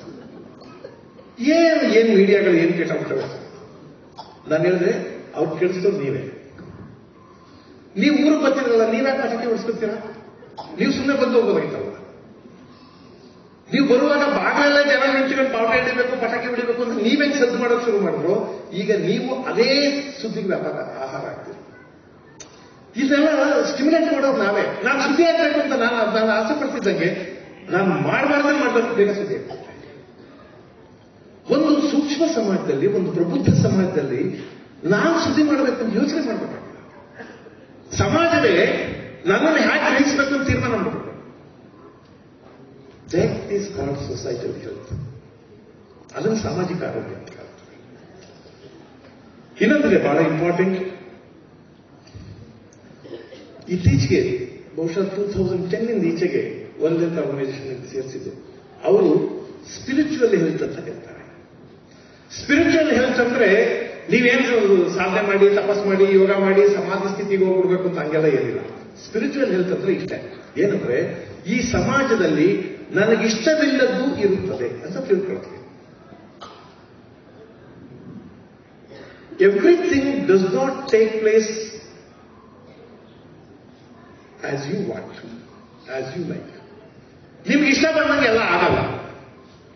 ನಿಮ್ಗೆ ಇಷ್ಟ ಇಲ್ಲದೆ ಇದ್ದವರೆಲ್ಲರೂ ಸಮಾಜದಲ್ಲಿ ಇರ್ತಾರೆ. ನಮಗೆ ಬೇಡವಾದ ಜಾತಿ, ಮತ, ಬೇಡದೇ ಇದ್ದ ವಿಚಾರ, ಬೇಡದೇ ಇದ್ದ ಧರ್ಮಗಳು ಎಲ್ಲವೂ ಇರ್ತವೆ ಸಮಾಜದಲ್ಲಿ. ಮೆಚುರಿಟಿ ಯಾವುದು ಅಂದ್ರೆ ನನಗೆ ಇಷ್ಟ ಇಲ್ಲದೆ ಇರುವವರು ಸಮಾಜದಲ್ಲಿ ಇರ್ತಾರೆ ಮತ್ತು ನನಗೆ ಇಷ್ಟ ಇಲ್ಲದೆ ಇರುವುದು ಸಮಾಜದಲ್ಲಿ ಇರ್ತಾರೆ. If you want to protest, ನೀವು ಅದಕ್ಕೆ ಪ್ರತಿರೋಧ ಒಡ್ಬೇಕು ಅಂತಿದ್ರೆ, ಅದಕ್ಕೆ ಪ್ರತಿಭಟನೆ ಮಾಡಬೇಕು ಅಂದ್ರೆ your protest should be with all dignity. ಅದಕ್ಕೊಂದು ಗೌರವ ಇರಬೇಕು ನಿಮ್ಮ ಪ್ರೊಟೆಸ್ಟ್ಗೆ. ಅದನ್ನ ಸ್ಪಿರಿಚುವಲ್ ಹೆಲ್ತ್ ಅಂತಾರೆ. ಸೊ ಇದು 5 ಇದ್ರೆ physical health, mental health, emotional health, societal health and spiritual health. ಸ್ನೇಹಿತರೆ, ನಾನು ಯಾಕೆ ಇದನ್ನೆಲ್ಲ ನಿಮ್ಗೆ ಹೇಳ್ತಿದ್ದೀನಿ ಅಂದ್ರೆ, ನಾವೆಲ್ಲ ಅಷ್ಟು ವಿದ್ಯಾವಂತರಲ್ವಾ. ನಾನಿರೋ ಕಡೆ better to enhance this wellness. ನಾನಿರುವಷ್ಟು ಜಾಗದಲ್ಲಿ ಇದನ್ನು ಜಾಸ್ತಿ ಮಾಡ್ಬೋದಲ್ವಾ. ನಾನು ಇನ್ಮೇಲಾದ್ರೂ ನಾನು ಕೂಗಾಡದೆ ಕಿರ್ಚಾಡದೆ ನಾನು ನನ್ನ ಅಭಿಪ್ರಾಯಗಳನ್ನ ದೃಢವಾಗಿ ಹೇಳ್ಬೋದಲ್ವಾ, ಹೇಳ್ಬೇಕಲ್ವ. ಹಾಗಂತ ಯೋಚನೆ ಮಾಡೋದು ಒಂದು ಪ್ರಬುದ್ಧ ಮನುಷ್ಯನ ಲಕ್ಷಣ. ಆ ಥರದ ಪ್ರಬುದ್ಧತೆ ಕಡೆ ಸಮಾಜ ಸಾಕಬೇಕು. ನಾನು ಅದಕ್ಕೆ ಹೇಳಿದ್ದು, ಮಾತನ್ನ ಮರ್ಯಾದೆ ಕಳೆದಿದ್ದೀವಿ. ಯಾಕೆಂದ್ರೆ ಸುಮ್ಮನೆ ಕೂಗಾಡ್ತಿದ್ದೀವಿ. ಎಷ್ಟೋ ಸಲ ನನಗೆ ಅರ್ಥವೇ ಇರೋದಿಲ್ಲ. ನಾನು ಕೂಗಾಡ್ಬೇಕು ಅಂತ ಕೂಗಾಡದೆ ಆಗಲ್ಲಪ್ಪ ಈಗ ಅಂತ. ಒಂದು ಒಳ್ಳೆಯ ಸಮಾಜದಲ್ಲಿ ಕೂಗಾಡಿದ್ರೆಲ್ಲ ಆಗುತ್ತೆ ಅಂತ ಅಂದ್ಕೋಬಾರ್ದು. ಇದನ್ನ ವೆಲ್ನೆಸ್ ಅಂತ ಹೇಳ್ತಾರೆ, ಸ್ವಸ್ಥತೆ ಅಂತ ಕರೀತಾರೆ. ಇನ್ನೊಂದು ಕಾನ್ಸೆಪ್ಟ್ ಹೇಳ್ಬಿಡ್ತೀನಿ, ಆಮೇಲೆ ನಿಮ್ಗೆ ಈ ಗೊಡುಕೊಳ್ಳಲ್ಲ, ಸ್ವಲ್ಪ ಸೀರಿಯಸ್ ಆಗಿ ಇನ್ನೊಂದು ಹೇಳ್ಬೇಕು. ಇದು ಮಿಲ್ಕ್ ಫೆಡರೇಷನ್. ನನಗೆ ಇದರ ಸ್ಟ್ರಕ್ಚರ್ ಹೆಂಗಿದೆ ಅಂತ ಗೊತ್ತಿಲ್ಲ, ಕಾಲರೇ ಬಂದ್ಬಿಡ್ತೀನಿ, ಏನಾದ್ರು ಹೇಳೋಣ ಬಿಡೋದಿಲ್ಲ. ನಾನು ಬಂದಾಗ ಕೇಳ್ತಾ ಇದ್ದೆ, ಇದರ ಸ್ಟ್ರಕ್ಚರ್ ಹೇಗೆ, ಏನು, ನೀವು ಹಾಲು ತಗೊಳ್ಳೋದು ಮಾರೋದು ಮಾಡ್ತೀರಾ, ಇಲ್ಲೇನಾದ್ರು ಪ್ರೊಡಕ್ಷನ್ ಯೂನಿಟ್ ಇದೆಯಾ ಅಂತ ಏನೇನೋ ಕೇಳ್ತಿದ್ದೆ. ಅವೆಲ್ಲ ಅವ್ರು ಹೇಳೋದು ಶುರು ಮಾಡಿದ್ರು ಟೈಮ್ ಕಡಿಮೆ ಇತ್ತು, ಗೊತ್ತಾಗಿಲ್ಲ ಅದೇನಂತ ಹೇಳಿ. ನಮ್ಮ ಮಾಡರ್ನ್ ಮಾರ್ಕೆಟಿಂಗ್ ಟೆಕ್ನಾಲಜಿನಲ್ಲಿ 3 ಶಬ್ದಗಳನ್ನು ಬಳಸ್ತಾರೆ. ಒಂದು ಗ್ರೋತ್, ಇನ್ನೊಂದು ಡೆವಲಪ್ಮೆಂಟ್, ಇನ್ನೊಂದು ಸಕ್ಸಸ್. ನಾವು ಸಾಮಾನ್ಯವಾಗಿ ಇವನ್ನೆಲ್ಲ ಒಂದೇ ಅಂತ ಅನ್ಕೊಂಡಿದ್ದೀವಿ. ನಮ್ಮ ಸಂಸ್ಥೆಯ ಗ್ರೋತ್, ನಮ್ಮ ಸಂಸ್ಥೆಯ ಡೆವಲಪ್ಮೆಂಟ್, ನಮ್ಮ ಸಂಸ್ಥೆಯ ಸಕ್ಸಸ್, ಇವು 3ಕ್ಕೂ ಒಂದೇ ಅರ್ಥ ಇಲ್ಲ. ನಿಜವಾದ ಮ್ಯಾನೇಜ್ಮೆಂಟ್ ಪರಿಭಾಷೆಯಲ್ಲಿ ಗ್ರೋತ್ ಬೇರೆ, ಡೆವಲಪ್ಮೆಂಟ್ ಬೇರೆ, ಸಕ್ಸಸ್ ಬೇರೆ. ಗ್ರೋತ್ ಅಂದ್ರೆ ಇಷ್ಟೇ, ಇಲ್ಲಿ ತನಕ ನೀವು 1,500 ಕೋಟಿ ಟ್ರಾನ್ಸಾಕ್ಷನ್ ಮಾಡ್ತಾ ಇದ್ರಿ, ಈಗ 1,600 ಕೋಟಿ ಆಗಿದೆ ಅಂದ್ರೆ ಗ್ರೋತ್. ಇಲ್ಲಿಯ ತನಕ ನಿಮ್ದು ಅದೆಷ್ಟೋ ಒಂದು 40 ಯೂನಿಟ್ ಇದ್ದೋ, ಈಗ 60 ಯೂನಿಟ್ ಆಗೋದ್ರೆ ಇಟ್ಸ್ ಗ್ರೋತ್. ಸೊ ಬೆಳೆದಿದೆ ಅಂತ ಅಷ್ಟೇ. ಅದಕ್ಕೆ ನಾನು 4 ಅಡಿ ಇದ್ದೆ, ಈಗ 6 ಅಡಿ ಇದ್ದೀನಿ ಅಂದ್ರೆ ಉದ್ದಾಗಿದ್ದೀನಿ ಅಂತ ಅಷ್ಟೇ. That's it. ಅದು ಗ್ರೋತ್. ಡೆವಲಪ್ಮೆಂಟ್ ಪ್ರಶ್ನೆ ಯಾವಾಗ ಬರುತ್ತೆ ಅಂದ್ರೆ, ನಿಮ್ಮ philosophy of growth and inclusiveness. ನನಗೆ ಇಲ್ಲಿ ಬಂದಾಗ ಆಫೀಸರ್ಸ್ ಹೇಳಿದ್ರು, ನಾನು ಕೋಆಪರೇಟಿವ್ ಸೆಕ್ಟರ್ ಇದೆಯಲ್ಲ, ನನಗೆ ಗೊತ್ತಿರೋಂಗೆ ಇಂಡಿಯಾ ದೇಶದಲ್ಲಿ cooperative sector is a failure. ನನಗೆ ಗೊತ್ತಿರೋ ಬಹಳ ಕಡೆ ಕೋಆಪರೇಟಿವ್ ಸೆಕ್ಟರ್ ಮೇಲೆ ಬಹಳ ಫೇಲ್ಯೂರ್ ಆಗ್ತಿವೆ. ಅದು ಇನ್ನೂ ಅಷ್ಟೋ ಇಷ್ಟೋ ಕೋಆಪರೇಟಿವ್ ಸೆಕ್ಟರ್ ಮಾನ ಮರ್ಯಾದೆ ಇಟ್ಕೊಂಡಿರೋದು ನನಗೆ, ಇಲ್ಲಿ ಬಂದಿದ್ದೀನಿ ಅಂತ ಹೇಳ್ತಿಲ್ಲ, ಅಷ್ಟೋ ಇಷ್ಟೋ ಮಾನ ಮರ್ಯಾದೆ ಉಳಿಸಿರೋದು ಈ ಮಿಲ್ ಸಿಸ್ಟಮ್ ಅಷ್ಟೇ. ಇಲ್ಲಿ ಉಳಿದವೆಲ್ಲ ಕೆಟ್ಟಾಗೋದು. ಕೋಆಪರೇಟಿವ್ ಸೆಕ್ಟರ್ ಇದ್ದಂಥ ಫ್ಯಾಕ್ಟರಿಗಳು ಯಾವ್ಯಾವ ಸ್ಥಿತಿ ಆದವು ನಾನು ನೋಡಿದ್ದೀನಿ, ಬೇರೆ ಬೇರೆ ಆರ್ಗನೈಸೇಷನ್ಸ್ ಏನೇನಾದ್ರು ನೋಡಿದ್ದೀನಿ ನಾನು, ಇಡೀ ದೇಶದಲ್ಲಿ ಏನೇನಾಗ್ತಿದೆ ನೋಡ್ತೀನಿ. ಆದರೆ ಈ ಸೆಕ್ಟರ್ನಲ್ಲಿ ಮಾತ್ರ ಇನ್ನೂ ಕೋಆಪರೇಟಿವ್ ಸೆಕ್ಟರ್ ಉಸಿರಾಡ್ತಾ ಇದೆ.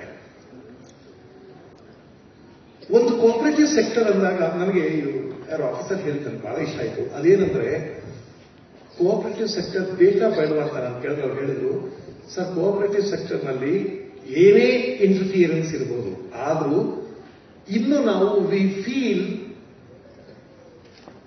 The milk producers are the owners, they have proprietorship for this organisation. ಅವರನ್ನ ಮಾಲೀಕರು ಅಂತ ನಾವು ಫೀಲ್ ಮಾಡ್ತಿದ್ದೀವಿ ಅಂತ. ಅವರ ಮಾಲೀಕರು ಫೀಲ್ ಮಾಡೋದಿದೆಯಲ್ಲ, ಹಂಗೆ ಫೀಲ್ ಮಾಡ್ತಿದ್ದೀರಿ ಅಂದ್ರೆ it is called developmental attitude. ಅಂದ್ರೆ ಅವ್ರನ್ನ ಇನ್ಕ್ಲೂಸಿವ್ನೆಸ್, ಅವ್ರನ್ನ ಒಳಗೊಳ್ಳೋದು. ನಾನು ಬೇರೆ, ಅವ್ರು ಕಳಿಸ್ತಾರೆ, ನನ್ನ ವ್ಯಾಪಾರ ಅಷ್ಟೇ, ನಾನು ವ್ಯಾಪಾರ ಜಾಸ್ತಿ ಮಾಡ್ಬಿಡ್ತೀನಿ, ಅಷ್ಟೇ ಇದ್ರೆ growth. But extend the knowledge, extend the profits, extend all your resources to all the stakeholders. ಯಾರ್ಯಾರಿದ್ದಾರೆ ಅವರೆಲ್ಲರಿಗೂ ಎಕ್ಸ್ಟೆಂಡ್ ಮಾಡಿದ್ರೆ ಅದನ್ನ ಡೆವಲಪ್ಮೆಂಟ್ ಅಂತ ಕರೀತಾರೆ. ಇನ್ನೊಂದಿದೆ ಸಕ್ಸಸ್ ಅಂತ, ಯಶಸ್ವಿ. ಯಶಸ್ಸು ಅಂದ್ರೆ ನೀವು ಗ್ರೋತ್ ಯೋಚನೆ ಮಾಡಿರ್ತೀರಿ, ಡೆವಲಪ್ಮೆಂಟ್ ಯೋಚನೆ ಮಾಡಿರ್ತೀರಿ. ಯಶಸ್ಸು ಅಂದ್ರೆ ಇನ್ನೂ ಅದ್ಭುತವಾದ ಶಬ್ದ. ಅದೇನು ಅಂದ್ರೆ ಈ ಸಂಸ್ಥೆಗಿರುವಂತ ಫಿಲಾಸಫಿ ಮತ್ತು ನೀವು ಬೇರೆ ಎಷ್ಟು ಸಂಸ್ಥೆಗಳನ್ನ ಇನ್ಫ್ಲೂಯೆನ್ಸ್ ಮಾಡ್ತೀರಿ. ಈಗ ಈ ಮಿಲ್ಕ್ ಫೆಡರೇಷನ್ ಒಂದು ಕೋಆಪರೇಟಿವ್ ಸೆಕ್ಟರ್ ಅನ್ನೋದಕ್ಕೆ ಮಾನ ಮರ್ಯಾದೆ ತಂದುಕೊಡುತ್ತೆ ಅಂತಿದ್ರೆ, ಕೋಆಪರೇಟಿವ್ ಸೆಕ್ಟರ್ನ ಡೆಫಿನೇಷನ್ ಅನ್ನ ವಿಸ್ತಾರ ಮಾಡುತ್ತೆ ಅಂತಿದ್ರೆ, ಆವಾಗ it is called success. So ನಾವು ಯಾವಾಗಲೂ ಗ್ರೋತ್ ಮೊದಲನೇದು, ಆಮೇಲೆ ಅಲ್ಲಿಂದ ಡೆವಲಪ್ಮೆಂಟ್ ಕಡೆ ಯೋಚನೆ ಮಾಡಬೇಕು, ಅಲ್ಲಿಂದ ಸಕ್ಸಸ್ ಕಡೆ ಯೋಚನೆ ಮಾಡಬೇಕು. ಇಷ್ಟು ಭಾಷಣ, ಅದು ರಿಟೈರ್ ಆಗಬೇಕು ನಮಗೆ. ಈಗ ಸ್ಟೂಡೆಂಟ್ ಸಿಗಲ್ವಲ್ಲ, ಯಾರ್ಯಾರು ಸಿಗ್ತಾರೆ ಅಲ್ಲಿ ಶುರು ಮಾಡ್ಕೊಡ್ತೀವಿ. ನಮ್ಮ ಬಸ್ ಸ್ಟ್ಯಾಂಡ್ ಅಲ್ಲಿ ಜನ ಸಿಕ್ಕರು ಸರಿಯೇ ಪಾಠ ಶುರು ಮಾಡ್ಬಿಡ್ತೀವಿ. ಆದ್ರೆ ಇವೆಲ್ಲ ನನ್ನ ಒಳಗಿನ ತುಡಿತಗಳು. ಎಷ್ಟೋ ದೇಶಗಳು ನೋಡಿದಾಗ ನಾವ್ಯಾಕಪ್ಪ ಇಲ್ಲ ಅಂತ ಅನ್ಸುತ್ತೆ. ಎಷ್ಟೋ ಸಲ ನಾವ್ಯಾಕೆ ಹಿಂಗೆ ಅರ್ಚಾಡ್ಕೊಂಡು ಕಿರ್ಚಾಡ್ಕೊಂಡು ಸಾಯ್ತಾ ಇದ್ದೀವಿ. ನಾನು 22-23 ವರ್ಷದಿಂದ ಲಂಡನ್ ನಲ್ಲಿ ಒಂದು ಪ್ರತಿಭಟನೆ ನೋಡಿದೆ. ನಾನು ಅವತ್ತು ಲಂಡನ್ನಿಂದ ಒಂದು 40 ಕಿಲೋಮೀಟರ್ ದೂರದಲ್ಲಿ ಉಳ್ಕೊಂಡಿದ್ದೆ ಯಾವುದೋ ಊರಿನಲ್ಲಿ. ಅವತ್ತು ಲಂಡನ್ ಹೋಗೋದು ಅಂತಿತ್ತು. ಪೇಪರ್ ನೋಡಿದ್ರೆ ಇವತ್ತು ಯಾವುದೋ ಪ್ರೊಟೆಸ್ಟ್ ಇದೆ. ಆವಾಗ ಅಲ್ಲಿ ಯಾರು ಪ್ರೈಮ್ ಮಿನಿಸ್ಟರ್ ಇದ್ರು, ಯಾರು ಆ ಪ್ರೈಮ್ ಮಿನಿಸ್ಟರ್ ವಿರುದ್ಧ ಯಾವುದೋ ಪ್ರೊಟೆಸ್ಟ್. ನಾನು ಇವತ್ತು ಲಂಡನ್ಗೆ ಹೋಗ್ಬೇಕೋ ಬೇಡವೋ ಅಂತ ಯೋಚನೆ ಮಾಡ್ತಿದ್ದೆ. ಅವರು ಇಲ್ಲ ಪ್ರೊಟೆಸ್ಟ್ ಇದ್ರೆ ಅನ್ನಿಸ್ತದೆ, ನೀವು ಹೋಗ್ಬನ್ನಿ. Normal life is not disrupted. ನಾನು ಟ್ರೈನಲ್ಲಿ ಹೋದೆ, ಅಲ್ಲಿ ಟ್ರೈನ್ ಸರ್ವಿಸ್ ಬಹಳ ಚೆನ್ನಾಗಿದೆ. ಟ್ರೈನಲ್ಲಿ ಹೋದೆ. ಟ್ರೈನಲ್ಲಿ ಹೋಗುವಾಗ ತುಂಬಾ ಜನ ಈ ಪ್ಲಕಾರ್ಡ್ಗಳನ್ನ ಅವರೇ ರೆಡಿ ಮಾಡಿಕೊಂಡು ಟ್ರೈನಲ್ಲಿ ಅವರು ಹೊತ್ಕೊಂಡಿದ್ರು. ಸುಮಾರು ಸಂಜೆ ಅಷ್ಟೊತ್ತಿಗೆ, ಸುಮಾರು 3 ಗಂಟೆ ಅಷ್ಟೊತ್ತಿಗೆ, ನಾವು ಅಲ್ಲೇ ಸುಮ್ಮನೆ ತಿರುಗ್ತಾ ಇದ್ವಿ ಲಂಡನ್ನಲ್ಲಿ. 3 ಗಂಟೆ ಅಷ್ಟೊತ್ತಿಗೆ ಕೈಯಲ್ಲಿ ಒಂದು ಪ್ಲಕಾರ್ಡ್ ಇಟ್ಕೊಂಡು ಒಂದೇ ಲೈನ್ ಜನ ಸಾಲು ಹೋಗ್ತಾ ಇದ್ದಾರೆ. This is not protest London. ಇಷ್ಟು ಜನ ಒಟ್ಟಿಗೆ ಸಾಲ ನಡ್ಕೊಂಡು ಹೋದ್ರೆ ಒಂದು ಪ್ಲಕಾರ್ಡ್ ಇಟ್ಕೊಂಡು ಸರ್ಕಾರಗಳು ಎದುರೋಗ್ತಾರೆ. ಅಂದ್ರೆ system is so sensible, so sensitive. ನೀವು ಗೊತ್ತಲ್ಲ, ನಾವು ಮನೆ ಒಳಗೆ ಈಗೆಲ್ಲ ಸೆನ್ಸಿಟಿವ್ ಆಗ್ಬಿಡ್ತೀವಿ. ಈ ಹಿಂದಿನ ಕಾಲದಲ್ಲಿ ಮಕ್ಕಳು ಹೊಡಿತಿದ್ರು ನೋಡಿ ನಮ್ಮಲ್ಲಿ. ಈಗ ಯಾರು ಮಕ್ಕಳು ಹೊಡಿತಾರ? ಅಂದ್ಬಿಟ್ಟು ಸುಮ್ಮನೆ ಆಗ್ಬಿಡ್ತಲ್ಲ ಅವ್ರೆ. ನಮ್ಮ ಹಿಂದೆ ನಾವೆಲ್ಲ ಚಿಕ್ಕವರಾಗಿದ್ದಾಗ ಹಂಗಲ್ಲ, ನೆಂಟರು ಬಂದಾಗಲೇ ಗಲಾಟೆ ಮಾಡ್ತಿದ್ದ ನಾವು. ಅಂದ್ರೆ ಈಗ ಹೊಡಿಯಲ್ಲ ಅಂತ. ನಮ್ಮ ಅಪ್ಪ ಬಂದ್ರೆ ಎಷ್ಟು ಪಾಟಿದ್ರು ಅಂದ್ರೆ ಆಗಲೇ ಹೊಡಿಯೋದು. ಅಂದ್ರೆ ಮುಂದಿನ ಸಲ ನೆಂಟರು ಬಂದಾಗ ಗಲಾಟೆ ಮಾಡ್ತಾನೆ ಅಂತ. ಈಗ ಮಕ್ಕಳು ಯಾರು ಹೊಡಿಯಲ್ಲ. ಹಿಂದಿನ ಕಾಲದಲ್ಲಿ ನಮಗೆ ನಮ್ಮ ಅಪ್ಪ ಅಮ್ಮ ಹೊಡೆಯೋದ್ರಲ್ಲಿ ಬೀದಿಯವರು ಹೊಡಿಬೋದಾಗಿತ್ತು. ನಮ್ಮಪ್ಪ ನಾನು ತುಂಬಾ ಹೊಡೆಯೋದು. ನಾನು ಚಿಕ್ಕ ವಯಸ್ಸಲ್ಲಿ, ನಾನು ನಿಜ ಹೇಳ್ತಾ ಇದ್ದೀನಿ, ಚಿಕ್ಕ ವಯಸ್ಸಲ್ಲಿ ಬಹಳ ಸರಳ ದಿನ ಹೊಡೆಯೋದು. ಒಂದೇ ದಿವಸ ನಾನು ಏನು ಮಾಡಿರ್ತಿರ್ಲಿಲ್ಲ, ಆದ್ರೂ ಅಭ್ಯಾಸ ತಪ್ಪ ಹೋಗಬಾರ್ದು ಅಂತ ನಮ್ಮಪ್ಪ ಸುಮ್ಮನೆ ಕರ್ಕೊಂಡು ಹೊಡೆಯೋದು. ಬೈಲಿಂದ ಏನಪ್ಪ ನೀವು ಹಟ್ ಬಂದಿದ್ದು. ನಾನು ಯಾಕೆ ಅಂತ ಕೇಳೋದಿಲ್ಲ, ಅವರು ಯಾಕೆ ಅಂತ ಕೇಳ್ತಾರೆ. ಅಕ್ಕಪಕ್ಕದಲ್ಲಿರೋ ಒಂದೊಂದು ಸಲ ಕೇಳೋರು, ಇದ್ಯಾಕಪ್ಪ ಯಾಕೆ ಹೊಡ್ದೆ ಅವ್ನಿಗೆ ಅನ್ನೋದು. ನಮ್ಮಪ್ಪ ಹೇಳ್ತಿದ್ದ ಕಾರಣ ಏನ್ ಗೊತ್ತಾ, ಅವನ ಅಷ್ಟೇ ಹೊಡಿತಾ ಇದ್ರೆ ಅಷ್ಟೇ ರೀಸನ್. ಹೊಡಿತಾ ಇದ್ರೆ ನನ್ನ ಮಗ ಅಷ್ಟೇ ಅಂತ. ಅಷ್ಟೇ ಅಂದ್ರೆ ಏನೋ ಗೊತ್ತಿಲ್ಲ ನಮ್ಗೆ, ಅವ್ರಿಗೂ ಗೊತ್ತಿಲ್ಲ. ಅವನಿರ್ತಾನಲ್ಲ ಪಾಪಿ, ಹಾಕು ಇನ್ನಕ್ಕ ಅವ್ನಿಗೇನು ಮಾಡೇ ಇಲ್ಲ. ನಾನು ಅವನು ಸುಮ್ಮನೆ ನಡೆಸೋದು. ಬೀದಿಲಿ ಯಾರು ಹೊಡೆದ್ರು ನಮ್ಗೆ ಯಾವುದೋ ಕಾರಣ ಹೊಡಿಯೋದು. ಹೊಡೆದಾಗ ನಮ್ಮ ಅಪ್ಪ ಅಮ್ಮ ಕಂಡ್ರೆ ಹಾಕು ಇನ್ನ ಹಾಕೋದು. ಅಲ್ಲಿಂದ ನಾವು ಯಾವ ಸ್ಥಿತಿಗೆ ಬಂದಿದ್ದೀವಿ ನೋಡಿ. ಈಗ ನಮ್ಮ ಮಕ್ಕಳಿಗೆ ನಾವು ಹೊಡೆಯಲ್ಲ, ನಮ್ಮ ಮಕ್ಕಳಿಗೆ ಹೊಡೆಯಲ್ಲ. ಮಕ್ಕಳನ್ನ ಅಂತ ಕೂಡ ಅನ್ನಲ್ಲ ನಾವೀಗ. ಅಂದ್ರೆ ನಮ್ಮ ಮನೆ ಒಳಗೆ ನಾವು ಸಾಕಷ್ಟು ಸೆನ್ಸಿಟಿವ್ ಆಗಿದ್ದೀವಿ. ನಮ್ಮ ಮಿಡಲ್ ಗಂಡ ಹೆಂಡತಿ ಜಗಳ ಆಡೋದು. ಅವಳ ಕೈಲೊಂದು ಪರಕೆ, ಇವ್ರ ಕೈಲೊಂದು ಸೌದೆ. ಬೀದಿಗೆ ಬಂದ್ರು ಜಗಳ ಆಡಕ್ಕೆ. ನಾಳೆ ಇವ್ರ ಜೊತೆಲೆ ಯಾವ್ದೋ ಊರಿಗೆ ಜಾತ್ರೆಗೆ ಹೋಗೋದು. ಮಾನ ಮರ್ಯಾದೆ ಹೋಯ್ತು ಅಂತ ಗೊತ್ತಿರಲಿಲ್ಲ. ನಾನು ಕಣ್ಣಾರೆ ನೋಡಿದ್ದೀನಿ. ಅವಳ ಕೈಲೊಂದು ಪರಕೆ ಇರ್ತದೆ, ಇವ್ರ ಕೈಲೊಂದು ದೊಣ್ಣೆ ಇರ್ತದೆ. ಹೊಡೆದಾಡೋದು ಅವ್ರು ಬೀದಿಗೆ.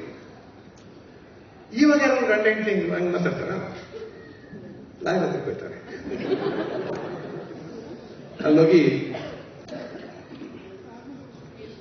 ತುಂಬಾ ಪ್ರಾಬ್ಲಮ್ ಆಗಿದೆ ನನಗೆ. ಅದಕ್ಕೂ ಬೇಡಲ್ಲ, ಜನ ಫ್ಯಾಮಿಲಿ ಎಫೇರ್ಸ್ ಮಾತ್ರ ಬಹಳ ಸೆನ್ಸಿಟಿವ್ ಆಗ್ತಾರೆ. ತುಂಬಾ ಪ್ರಾಬ್ಲಮ್ ಆಗಿದೆ ನನಗೆ. ಇನ್ನು ಐ ಕೆನಾಟ್ ಟೇಕ್ ಇಟ್.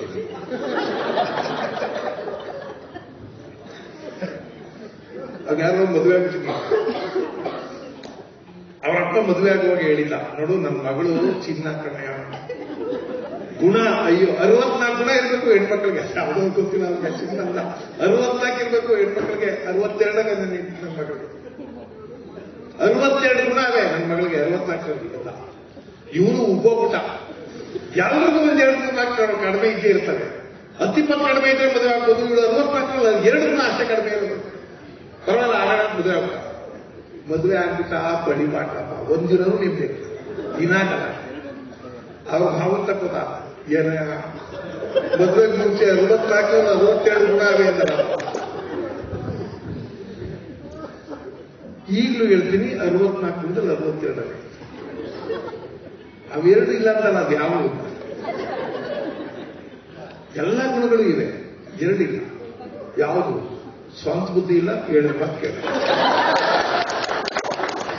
ಅವೆರಡು ಬಿಟ್ರೆ ಇನ್ನು ಉಳಿದ್ರಲ್ಲೆಲ್ಲ ಪರ್ಫೆಕ್ಟ್ ಆಗಿ ಮಾಡ್ಬೋದು. ಸಾಕಲ್ವಾ?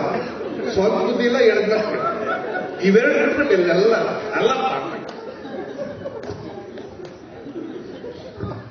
ಇವನು ಮದುವೆ ಮೊದಲನೇ ದಿವಸ ಮನೆ ಮಾಡ್ಕೊಂಡು ಬೆಂಗಳೂರಿಗೆ ಬಂದ್ಬಿಟ್ರು. ಅಲ್ಲ ಒಂದು ಮನೆ ಬಾಡಿಗೆ ಮನೆ, ಪಾಪ ತಿಂಗಳಿಗೆ 15,000 ಬಾಡಿಗೆ ಕೊಟ್ಟು ಮನೆ ಮಾಡ್ಕೊಂಡ್ರು. ಅವ್ನ ಹೆಂಡತಿ ಮಾರ್ನೆಗೆ ಪಾತ್ರೆ ತೊಳೆಯಿದ್ರು, ನನಗೆ ಪಾತ್ರೆ ತೊಳೆಯಿದ್ರು. ಇವನು ಅರೇ ಏನ್ ನಮ್ಮ ಅಪ್ಪನ ಹತ್ರ 1,500,000 ಸೈಕಲ್ ಮರ ಇದ್ದ, 30 ಎಕರೆ ಜಮೀನ್ ನಮ್ದು, ಪಾತ್ರೆ ತೊಳೆಯೋದ ನನ್ನಿಲ್ಲಿ ಉರಿ ಎತ್ತಿರ್ತೀವಿ. ಏನ್ ನನ್ನೇ ಪಾತ್ರೆ ತೊಳೆ. ಅವಳೇ ಹೇಳೋದು ಅವೆಲ್ಲ ನಡೆಯಲ್ಲ ನಿಮ್ಮ ಊರಲ್ಲಿ. ಊರಲ್ಲಿ ತೆಂಗಿನ ಮರ ಇದ್ರೆ ಊರಲ್ಲಿ, ಇಲ್ಲಿ ಮಾತ್ರ ಪಾತ್ರೆ ತೊಳೆ.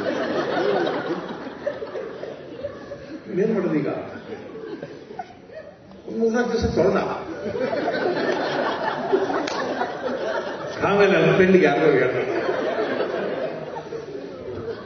ಬಹಳ ಬೇಜಾರಾಗ್ಬಿಡುತ್ತೆ. ಏನೋ ಮದುವೆ ಆಗ್ಬಿಟ್ರೆ ಎಲ್ಲ ಚೆನ್ನಾಗಿರ್ತದೆ ಅಂತ ಅನ್ಕೊಂಡಿದ್ದೆ. ಆ ಮದುವೆ ಮನೆಯಲ್ಲಿ ಹೊಸ ಬಟ್ಟೆ ಹಾಕ್ತಾರಲ್ಲ, ಅದೇ ಲೈಫ್ ಅಂತ ಅನ್ಕೊಂಡ್ಬಿಟ್ಟಿದ್ದೆ ನಾನು. ಬೇಜಾರಾಗ್ಬಿಟ್ಟು ಅವನು ಬಹಳ ಒಳ್ಳೆ ಕೌನ್ಸಿಲರ್. ಅವನು ಹೇಳ್ದ, ಇಷ್ಟ ಆಗ್ಲಿಲ್ಲ ಅಂದ್ರೆ ಬಿಟ್ಬಿಡುದು.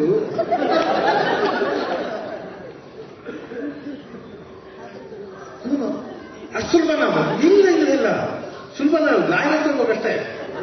ಇನ್ನೇನು ನೀನು ಲಾಯರ್ ಹತ್ರ ಹೋಗು, ಅವಳೇ ದಾರಿ ಬರ್ತಾರೆ. ಇಲ್ಲ ಬಿಟ್ಟಾಯ್ತದೆ ಅಷ್ಟೇ, ನೆಮ್ಮದಿ ಆಗ್ಬಿಡ್ತೀಯ ಅಂದ ಅವನು ಮನೆ ಆಳ. ಸರಿ, ಇವರು ತೀರ್ಮಾನ ಮಾಡ ಲಾಯರ್ ಹತ್ರ ಹೋಗ್ಬೇಕು. ಅವನು ಹೇಳ್ದ, ಅದು ಯಾರೋ ಲಾಯರ್ ಅವರೇ, ಡಾಕ್ಟರ್ ಸಂಪಂಗಿ. ಅನ್ನಂತ ಲಾಯರ್ ಸಂಪಂಗಿ ಏನೋ ಒಂದು ಹೆಸರು ಹೇಳ್ತಾ ಇದ್ದಾರೆ. ಆಮೇಲೆ ಇನ್ಯಾರು ಸಂಪಂಗಿ ನಿಮ್ಗೆ ಗೊತ್ತಿರೋ ಬೇಜಾರು ಮಾಡ್ತಾರೆ, ನಿಮ್ಮ ಹೆಸರು ಹೇಳ್ತಾವ್ರೆ ಬಾಯಿ ಬಂದು ಹೇಳ್ತಾ ಇದ್ರು.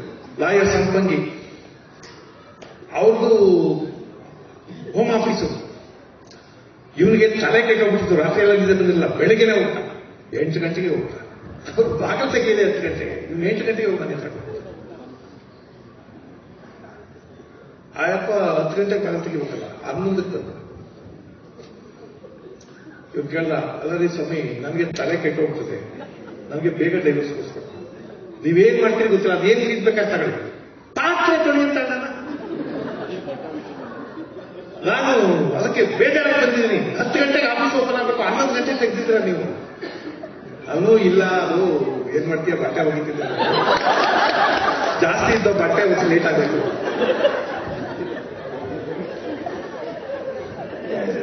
ಅವನು ವಾಪಸ್ ಬಂದ್ಬಿಟ್ಟ.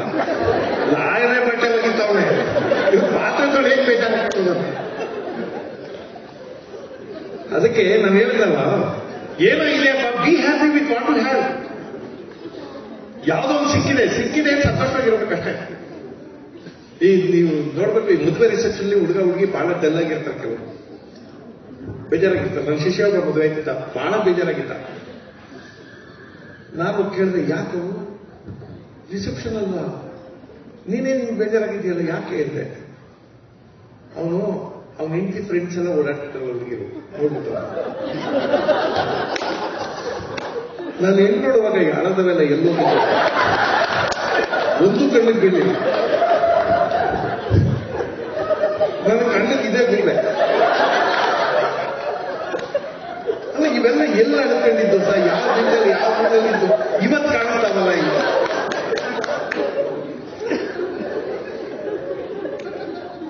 ಆ ಹುಡುಗಿ ಅವಳು ಡಲ್ಲಾಗಿ ಲೇ ಏನಾದ್ರು ಹೇಳ್ದೆ ನಾವು ಹುಡುಗಿಗೆ, ಪಾಪ ಡಲ್ಲಾಗಿದ್ದಾಳೆ. ನಾವೇನು ಹೇಳಿಲ್ಲ ಸರ್. ಆಮೇಲೆ ಆ ಹುಡುಗಿನ ಕರೆಕ್ಟ್ ಕೇಳಿದೆ, ಆಮೇಲೆ ಯಾಕಮ್ಮ ಬೇಜಾರಾಗಿದೆಯಾ? ಬಿಡಿ ಸರ್, ಏನು ನಮ್ಮ ಸೋದರ ಮಾವನ ಮಗನೇ ಒಪ್ಕೋಬೇಕಾಗಿತ್ತು. ಇನ್ನು 10 ದಿನ ಚೆನ್ನಾಗಿ ಕಾಣಿಸಲ್ಲ ಸರ್, ದೂರದಿಂದ ಒಪ್ಕೋಬೇಕಾಗಿತ್ತು. ಮದುವೆಗೆ ಮುಂಚೆ you will have many choices. ಈಗ ಮದುವೆ ಆದ್ರೂ ಯುವರ್ ಚಾಯ್ಸಸ್ ಆರ್ ಸೀಸ್, ಮುಗೀತು. ಈ ಬಹಳ ಜನಕ್ಕೆ ಏನ್ ಪ್ರಾಬ್ಲಮ್ ಅಂದ್ರೆ, ಇದು ಹಿಂಗಲ್ಲ ಹಂಗಿರ್ಬೇಕಾಗಿತ್ತು ಅಂತ. Be happy with what you have. ಸಂತೋಷವಾಗಿರ್ಬೇಕಷ್ಟೇ ನಾವು. ಈ ಅದ್ಯಾರೋ ಒಂದ್ಸಲ ಪ್ರಶ್ನೆ ಕೇಳಿದ್ರು, what is the meaning of life ಅಂತ. ನಾನು ಅದನ್ನು ಹೇಳ್ಬೇಕಲ್ಲ ಅಂತ ಹೇಳಿ ಒಂದಿಷ್ಟು ಓದ್ತಿ ಆಮೇಲೆ ಹೇಳಿದೆ. ಬಹಳ ಜನ ಹೇಳೋದೇನು ಗೊತ್ತ, as such there is no meaning to any life. You have got to add a meaning to. ನೀವೇನೋ ಕೆಲಸ ಮಾಡ್ತಾ ಇದ್ದೀರಿ, ಅದಕ್ಕೇನೋ ಡೆಫಿನಿಷನ್ ಇದೆ, ಅದಷ್ಟೇ ಅಲ್ಲ. You have got to add a meaning. ನಿಮ್ ಪೊಸಿಷನ್ಗೆ, ನಿಮ್ ಕೆಲಸಕ್ಕೆ, ನಿಮ್ ಸಂಬಳಕ್ಕೆ, ನಿಮ್ ಪ್ರೊಫೆಷನ್ಗೆ you have got to add a meaning to that. ನಾವೆಲ್ಲ ನಮ್ಮ ಚೌಕಟ್ಟೊಳಗಿರ್ತೀವಿ, ನಮ್ಮ ಫ್ರೇಮ್ ವರ್ಕ್ ಒಳಗಿರ್ತೀವಿ. ಬಟ್ ನಾನು ಯಾವಾಗಲೂ ಹೇಳ್ತಿರ್ತೀನಿ, ಇವಾಗ the definition of education is that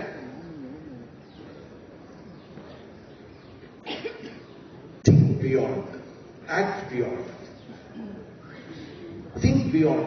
ನಿಮ್ಗೊಂದು ಕರಿಕ್ಯುಲಮ್ ಇರುತ್ತೆ, ನಿಮ್ಗೊಂದು ಫ್ರೇಮ್ ವರ್ಕ್ ಇರುತ್ತೆ, ನಿಮ್ಗೊಂದು ಸಿಲೆಬಸ್ ಇರುತ್ತೆ. Think beyond, go beyond, act beyond. ನಿಮ್ ಕೆಲಸಕ್ಕೂ ಒಂದು ಚೌಕಟ್ಟು ಇರುತ್ತೆ, go beyond.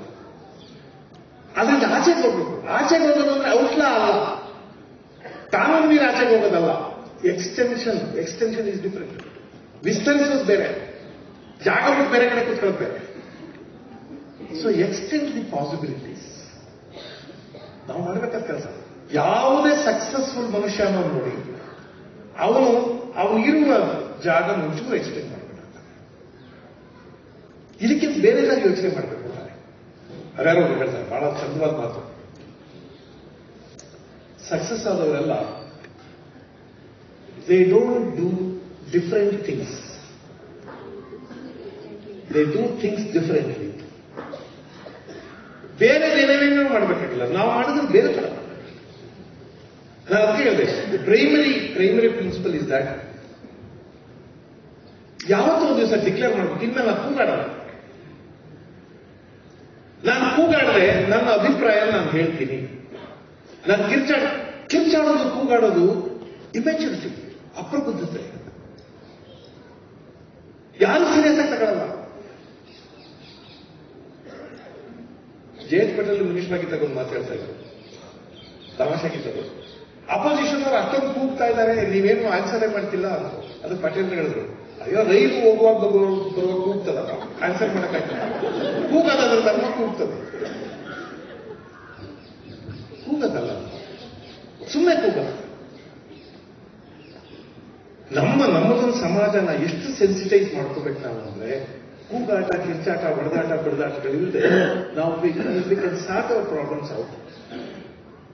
V are a mature society. ನಮ್ಮಲ್ಲಿ ಗೊತ್ತಿಲ್ಲ ಯಾಕೋ ಬಹಳ ಜನ ಹೇಳೋದೇನಂದ್ರೆ, ಈಗ ಅವೆಲ್ಲ ನಡೆಯೋದಿಲ್ಲಪ್ಪ, ಈಗೇನಿದ್ರು ದಂಡನ ದಶಗುಣ, ಅವೆಲ್ಲ ಅಲ್ಲ. ಬಹಳ ಹಿಂದಿನ ಕಾಲ ಸೊಸೈಟಿ. ಇವಾಗಿನ ಸಮಾಜ ಬಹಳ ಪ್ರಬುದ್ಧವಾದ. ಬಹಳ ದೇಶಗಳಲ್ಲಿ ರಸ್ತೆಯಲ್ಲಿ ಹೋಗುವಾಗ ಕಾರ್ ಹಾರ್ನ್ ಮಾಡಿದ್ರೆ ನ್ಯೂಸೆನ್ಸ್ ಅಂತ ಬರ್ತದಲ್ಲ, ಕಾರ್ ಹಾರ್ನ್ ಮಾಡಿದ್ರೆ ನ್ಯೂಸೆನ್ಸ್. ಎದುರುಗಡೆ ಇರೋರಿಗೆ ಅರೆ ನನ್ನ ಕಾರ್ ಹಾರ್ನ್ ಮಾಡಿ ಇನ್ಸಲ್ಟ್ ಮಾಡ್ತಾನೆ, ನನಗೆ ಸಿವಿಕ್ ಸೆನ್ಸ್ ಇಲ್ವಾ ಅಂತ ಅನ್ಕೋತಾನೆ. ನನ್ನ ನಾಗರಿಕ ಪ್ರಜ್ಞೆ ಇಲ್ವಾ, ನನ್ನ ಪೌರ ಪ್ರಜ್ಞೆ ಇಲ್ವಾ, ಅವನು ಹಾರ್ನ್ ಮಾಡಿ ಹೇಳ್ಬೇಕ ನನಗೆ ಅಂತ ಅನ್ಕೋತಾನೆ. ಅಷ್ಟು ಸೆನ್ಸಿಟಿವ್ ಆಗಿರ್ಬೇಕು ಜನ. ನಾವು ನಮ್ಮೂರಲ್ಲಿ ಒಂದ್ಸಲ ನಾವು ಪಾಂಡವಪುರಕ್ಕೆ ಹೋಗಿ ನಮ್ಮೂರಿಗೆ ಬಾಲಕ್ ತಿರ್ಕೋಬೇಕು. ಈಗ ಹೋಗಿ ಬಾಲಕ್ ತಿರ್ಕೊಂಡಿದ್ದೀನಿ, ಕಾರಲ್ಲಿ ಇಂಡಿಕೇಟರ್ ಹಾಕೊಂಡಿದ್ದೀನಿ. ಅವನ ಯಾರು ಸ್ಕೂಟರ್ ಬಂದು ಇಕ್ಕೆಬಿಟ್ಟ. ನಾನಲ್ಲೋ ಇಂಡಿಕೇಟರ್ ಹಾಕಿದ್ದೀನಲ್ಲೋ ಒಂದೇ. ಅವನೇ ನಂದು ಗೊತ್ತಾ, ಸತ್ಯವಾಗ್ಲೂ ನೋಡಿದ್ದು. ಅಣ್ಣ ನಿಮ್ ಕಾರಲ್ಲಿ ನೀವು ಹಾಕೊಂಡ್ರೆ ನಮ್ಗೆ ಗೊತ್ತೆ, ಲೈಟ್ ಇರೋ ನಿಮ್ ಕಾರಲ್ಲಿ ನೀವ್ ಹಾಕತ್ತೀರಿ, ನಾನೇ ಕೊಡೋದನ್ನ ಅಂದ್ರೆ ಅವನು ಲೈಟ್ ಹತ್ರ ಮಾಡ್ಬೇಕು. ನಾವ್ ಎಷ್ಟು ಇನ್ಸೆನ್ಸಿಟಿವ್ ನೋಡಿ. ನಿನ್ ಕಾರಲ್ಲಿ ನೀನ್ ಲೈಟ್ ಹಾಕಿಟ್ರೆ ನಾನು ನಿಲ್ಲಿಸ್ಕೊಡ್ಬೇಕಾ? ಮತ್ ನಾನು ಇನ್ನೇನ್ ಮಾಡ್ಬೇಕು ಅಂದ್ರೆ, ನಿಜವಾಗ್ ನೀನೇನ್ ಮಾಡ್ಬೇಕು ಅಂದ್ರೆ, ಅಣ್ಣ ದೇವ್ರ ಕೊಟ್ಟು ಕೈ ಇಲ್ವಾ ಹಿಂಗಲ್ಲ ಅಂದ್ರೆ ಇಂಡಿಕೇಟರ್ ಬಂದ್ರು ಇನ್ನು ಅಲ್ಲೇ ಅವನೇ ಕೈ ಹಿಂಗನ್ಬೇಕು ಅಂತ. ನಾನು ಕೈ ಹಿಂಗಂದ್ರೆ ಇಷ್ಟೇ ಸಾಕಾಯ್ತಲ್ಲ, ಬಾಯಿಗೂ ಹೇಳ್ಬೇಕಂದ್ರೆ ಬಲ್ಗಡೆ ಹೋಯ್ತಾ ಇದ್ದೀನಿ, ಬರ್ಬೇಡ ಬರ್ಬೇಡ ಬರ್ಬೇಡ ಅಂತ ಹೇಳ್ಬೇಕಾ, ಅಥವಾ ಕೈ ಹಿಂಗಂದ್ರೆ ಸಾಕಾಯ್ತಲ್ಲ. ಅರೆ ನಾವು ಸಿಗ್ನಲ್ಸ್ ಅಂತೀವಿ, ಸಿಂಬಲ್ಸ್, ಸಿಗ್ನಲ್ಸ್. ಈ ಸಿಗ್ನಲ್ ಸಿಂಬಲ್ಗೆ ಸೆನ್ಸಿಟಿವ್ ಆಗಿರಬೇಕು. Not only traffic signals. ಈಗ ನೀವು ಯಾರು ಮೀಟ್ ಮಾಡ್ತೀರಿ, ನಿಮ್ಮ ನೋಡಿದ ತಕ್ಷಣ ಅವರು ಅಂದ್ರು ತಿಳ್ಕೊಳ್ಳಿ, ಓ ಈಗ ಮಾತಾಡಕ್ ಒಳ್ಳೆ ಟೈಮ್ ಅಲ್ಲ, ಆಮೇಲೆ ಬರ್ತೀನಿ. ನೀವೀಗ ಏನು ಹಿಂಗೆ ಯಾಕೆ ಹಿಂಗೆ ಯಾಕೆ ಅಂದ್ರೆ ಮತ್ತೆ ಏನು ನೀನು ಹಿಂಗಂತಿದ್ಯಾ ಅಂತಾನೆ ಅಲ್ವಾ? When we meet the people, we should try to read his response. ಅವನ ಟೈಮ್ ಹೆಂಗಿದೆ, ಅವನ ಸಮಯ ಹೆಂಗಿದೆ, ಅವನ ಬ್ಯುಸಿನಾ ಇಲ್ವಾ, ನನ್ನ ಮಾತು ಕೇಳೋ ಮನಸ್ಥಿತಿ ಇದೆಯಾ ಇಲ್ಲ, ನಾವು ಒಂದ್ಸಲ ಯೋಚನೆ ಮಾಡ್ಬೇಕಲ್ಲ. ನೀವು ಇಷ್ಟು ಮಾಡಿ ಅವನು ನಿಮ್ಮ ಮೇಲೆ ಗೌರವ ಬಂದ್ಬಿಡುತ್ತೆ. ಇಷ್ಟಕ್ಕೆ ಗೌರವ ಬರುತ್ತೆ. ಯಾವಾಗಲೂ ಹೋದ್ರಿ, ಅಲ್ಲಿ ಯಾರೋ ಮಾತಾಡ್ತಾ ಇದ್ರು, ಚಟಕಂತ ಒಂದು ಸ್ಟೆಪ್ ಹಿಂದೆ ನಿಂತ್ಕೊಳ್ಳಿ, ಅವನು ಗೌರವ ಬಂದ್ಬಿಡುತ್ತೆ. ನಾವ್ ಹೆಂಗೆ ಅಂದ್ರೆ ಈ ರೈಲ್ವೆ ಕೌಂಟರ್ ಹತ್ರ ಟಿಕೆಟ್ ತಗೋತಿರ್ತಾರೆ ನೋಡ್ಬೋದು, ತಗೊಳ್ಳೋದು ಒಬ್ಬನಿಯ ಇನ್ನು 8 ಜನ ನಿಂತ್ಕೊಂಡು ಹುಬ್ಬಳ್ಳಿ ಬಸ್ ರೈಲ್ ಎಷ್ಟೊತ್ತಿಗೆ, ಇದೆಷ್ಟೊತ್ತಿಗೆ, ಅದೆಷ್ಟೊತ್ತಿಗೆ ಎಲ್ಲರೂ ಒಟ್ಟಿಗೆ ಕೇಳ್ತಾ ಇರ್ತಾರೆ. ಅವನು ಒಳಗಿರೋ ಒಂದು ಸೆನ್ಸ್ ಆಗುತ್ತೆ. ಅವನು ಯಾರ ಒಬ್ಬೊಬ್ಬರು ಮಾತಾಡ್ರಿ ಅಂತ ಕೂಗ್ತಿರ್ತಾರೆ, ಅವನು ಕೂಗಾಡ್ತಿರ್ತಾರೆ, ಇವರು ಕೂಗಾಡ್ತಿರ್ತಾರೆ. ಅದಕ್ಕೆ ರೈಲ್ವೆ ಸ್ಟೇಷನ್ ಅಂತ ಅನ್ನೋದು. ರೈಲ್ವೆ ಸ್ಟೇಷನ್ ಎಲ್ಲರೂ ಕೂಗಾಡ್ತಿರ್ತಾರೆ. ನಾವೇನು ಮಾಡೋಕ್ಕಾಗುತ್ತೆ, ನಾವೇನೋ ಮಾಡೋಕ್ಕಾಗ್ಬೇಕು, ಏನೋ ಮಾಡೋಕ್ಕಾಗುತ್ತೆ. ನಾವು we have got to beautify our institutions, our society, our localities, our developments. ಅವನ್ ಬ್ಯೂಟಿಫೈ ಮಾಡ್ಬೋದು. ಅದಕ್ಕೆ ಕಲ್ಚರ್ ಅಂದ್ರೆ ಏನು ಅಂದ್ರೆ, ಮ್ಯಾಥ್ಯೂ ಆರ್ನಾಲ್ಡ್ ಬಹಳ ಸುಂದರವಾಗಿ ಮಾತಾಡ್ತಾರೆ. ಕಲ್ಚರ್ ಅಂದ್ರೆ ಇಷ್ಟೇ, the noble aspiration to leave the world better and happier than we found it. ನಾವು ಈ ಜಗತ್ತಿಗೆ ಬಂದಾಗ ಈ ಜಗತ್ತು ಹೆಂಗಿತ್ತು ಬೇಡ, ಜಗತ್ತಿಗೆ ಮಾತ್ಬೇಡ, ನಾವು ಈ ಸಂಸ್ಥೆಗೆ ಬಂದಾಗ ಈ ಸಂಸ್ಥೆ ಹೆಂಗಿತ್ತು, ಹೋಗುವಾಗ ಅದನ್ನ ಇನ್ನಷ್ಟು ಸುಂದರವಾದ ಸ್ಥಿತಿಯಲ್ಲಿ ಬಿಟ್ಟು ಹೋಗ್ಬೇಕು.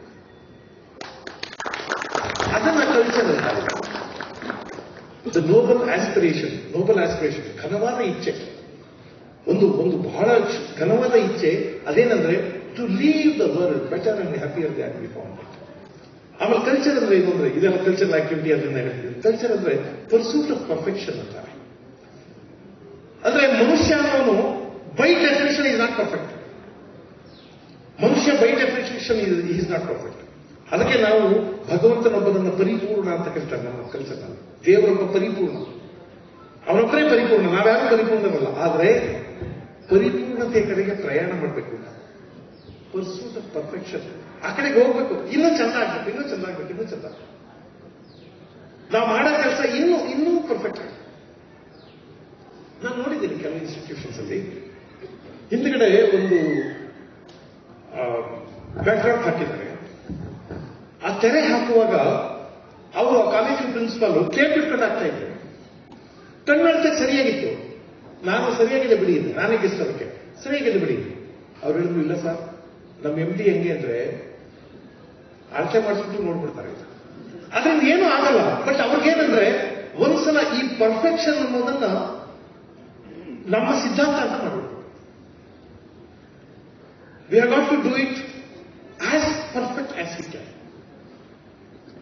ಒಂದು ಅದನ್ನು ಪರಿಪೂರ್ಣವಾಗಿ ಮಾಡೋದು, ಇನ್ನೊಂದು ಸುಂದರವಾಗಿ. ನಾವೇನೋ ಯಾರೋ ಕೊಟ್ಟೋ ಅದು ಸುಂದರವಾಗಿರ್ಬೇಕು. ನಾವೇನೋ ಮಾಡೋದು, ಒಂದು ಕಾನ್ಸೆಪ್ಟ್ ಮಾಡಿದ್ರೆ ಸುಂದರವಾಗಿರ್ಬೇಕು. ನೀವು ಮೈಸೂರು ಪಾಕ್ ಮಾಡ್ತೀರಿ, ಪೇಡ ಮಾಡ್ತೀರಿ, ಏನೋ ಮಾಡ್ತೀರಿ, ನಿಮ್ ಪ್ಯಾಕಿಂಗ್ ಸುಂದರವಾಗಿರ್ಬೇಕು ಅಂತ ಯೋಚನೆ ಮಾಡ್ಬೇಕಲ್ವ. ಈಗ ಮೈಸೂರು ಪಾಕ್ ಚೆನ್ನಾಗಿರ್ಬೇಕಂತ ಪ್ಯಾಕಿಂಗ್ ಕಟ್ಕೊಂಡೇನೋ ಅಂದ್ರೆ ಆಗಲ್ಲ. ಈಗ ಪ್ಯಾಕಿಂಗ್ ಚೆನ್ನಾಗಿದೆ.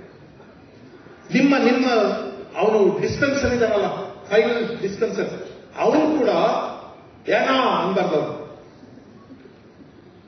ನೀವು ಎಲ್ಲ ಶಾಪ್ಗಳಲ್ಲೂ ಹಂಗಾಗ್ತವೆ, ಎಷ್ಟೋ ಸಲ ಹಂಗಾಗ್ತವೆ. ಇದೆಲ್ಲ ಪಳೆ ಆಗ್ತಿದೆ ಮೇಲ್ಗಡೆ ಪ್ಯಾಕೆಟ್ಸ್ ಅಂದ್ರೆ ಅಯ್ಯ ಬಂದಿರೋದೇ ಹಂಗೆ, ನಾವೇನು ಮಾಡೋಕ್ಕಾಗಲ್ಲ ಅಂತ. ನಮ್ ಕಡೆ ಬಾಳ ಬಂದಿರೋದೇ ಹೆಂಗಾದ್ರೆ ನೀವು ತಾನೇ ಏನ್ ಮಾಡ್ತಾನೆ ಅಂತ ನಾವು ಅನ್ಕೋತೀವಿ.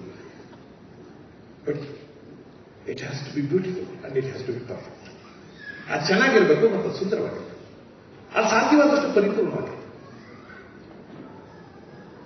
ನಿಮ್ಗೆ ಗೊತ್ತಿರಬೇಕು, ಈ ಜಗತ್ತಲ್ಲಿ ಈಗ ಪರ್ಫೆಕ್ಟ್ ಆಗಿರೋದೇ ಗೆಲ್ಲೋದು, ಸುಂದರವಾಗಿರೋದೇ ಗೆಲ್ಲೋದು. ನಾವು ಏನೋ ಮಾಡ್ತಿದ್ದೀವಿ, ಬಟ್ ಅದು ಸುಂದರವಾಗಿಲ್ಲ ಅಂದ್ರೆ ಇಲ್ಲ, ಸುಂದರವಾಗಿರ್ಲೇಬೇಕು. ಅದು ಸುಂದರವಾಗಿಯೂ ಇರಬೇಕು, ಪರ್ಫೆಕ್ಟ್ ಆಗಿರ್ಬೇಕು. ನೀವು ಈ ಕಲೆಗಳನ್ನು ನೋಡ್ತೀರಿ, ಮ್ಯೂಸಿಕಲ್ ನೋಡ್ಬೇಕು. ನೀವು ಮ್ಯೂಸಿಕಲ್ ಹಾಡ್ತಾರಲ್ಲ, ಅಯ್ಯೋ ಅದೆಷ್ಟು ಪರ್ಫೆಕ್ಷನ್ ಅಂದ್ರೆ ಅದು ಮ್ಯೂಸಿಕ್ ಗೊತ್ತಿರೋರು ಗೊತ್ತಾಗುತ್ತೆ. ನಾನು ಹಾಡ್ದಲ್ಲ, ರವಿಗೆ ಕಾಂತಿಯ ನೀವಾ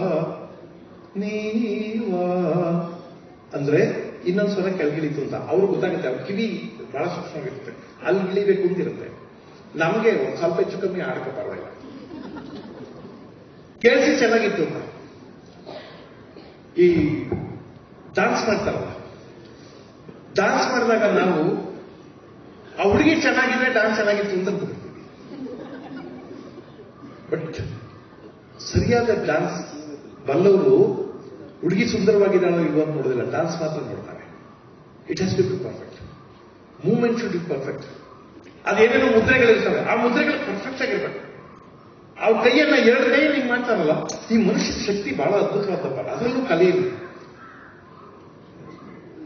ಈ ಡಾನ್ಸರ್ಸ್ ಎರಡು ಕೈ ಹಿಂಗ್ ಮಾಡಿದ್ರೆ ಅವ್ರಿಗೆ ಗೊತ್ತಿರೋದಿಲ್ಲ, ಅಥವಾ ಹಿಂಗ್ ಮಾಡ್ತಾರೆ ಅಂತ ಇಟ್ಕೊಳ್ಳಿ. ಎರಡು ಕೈ ಹಿಂಗ್ ಮಾಡಿದ್ರೆ ಇವೆರಡು ಒಂಚೂರು ಮೇಲೆ ಕೆಳಗೆ ಆಗ್ತಿರ್ತಾರೆ ನೋಡಿ,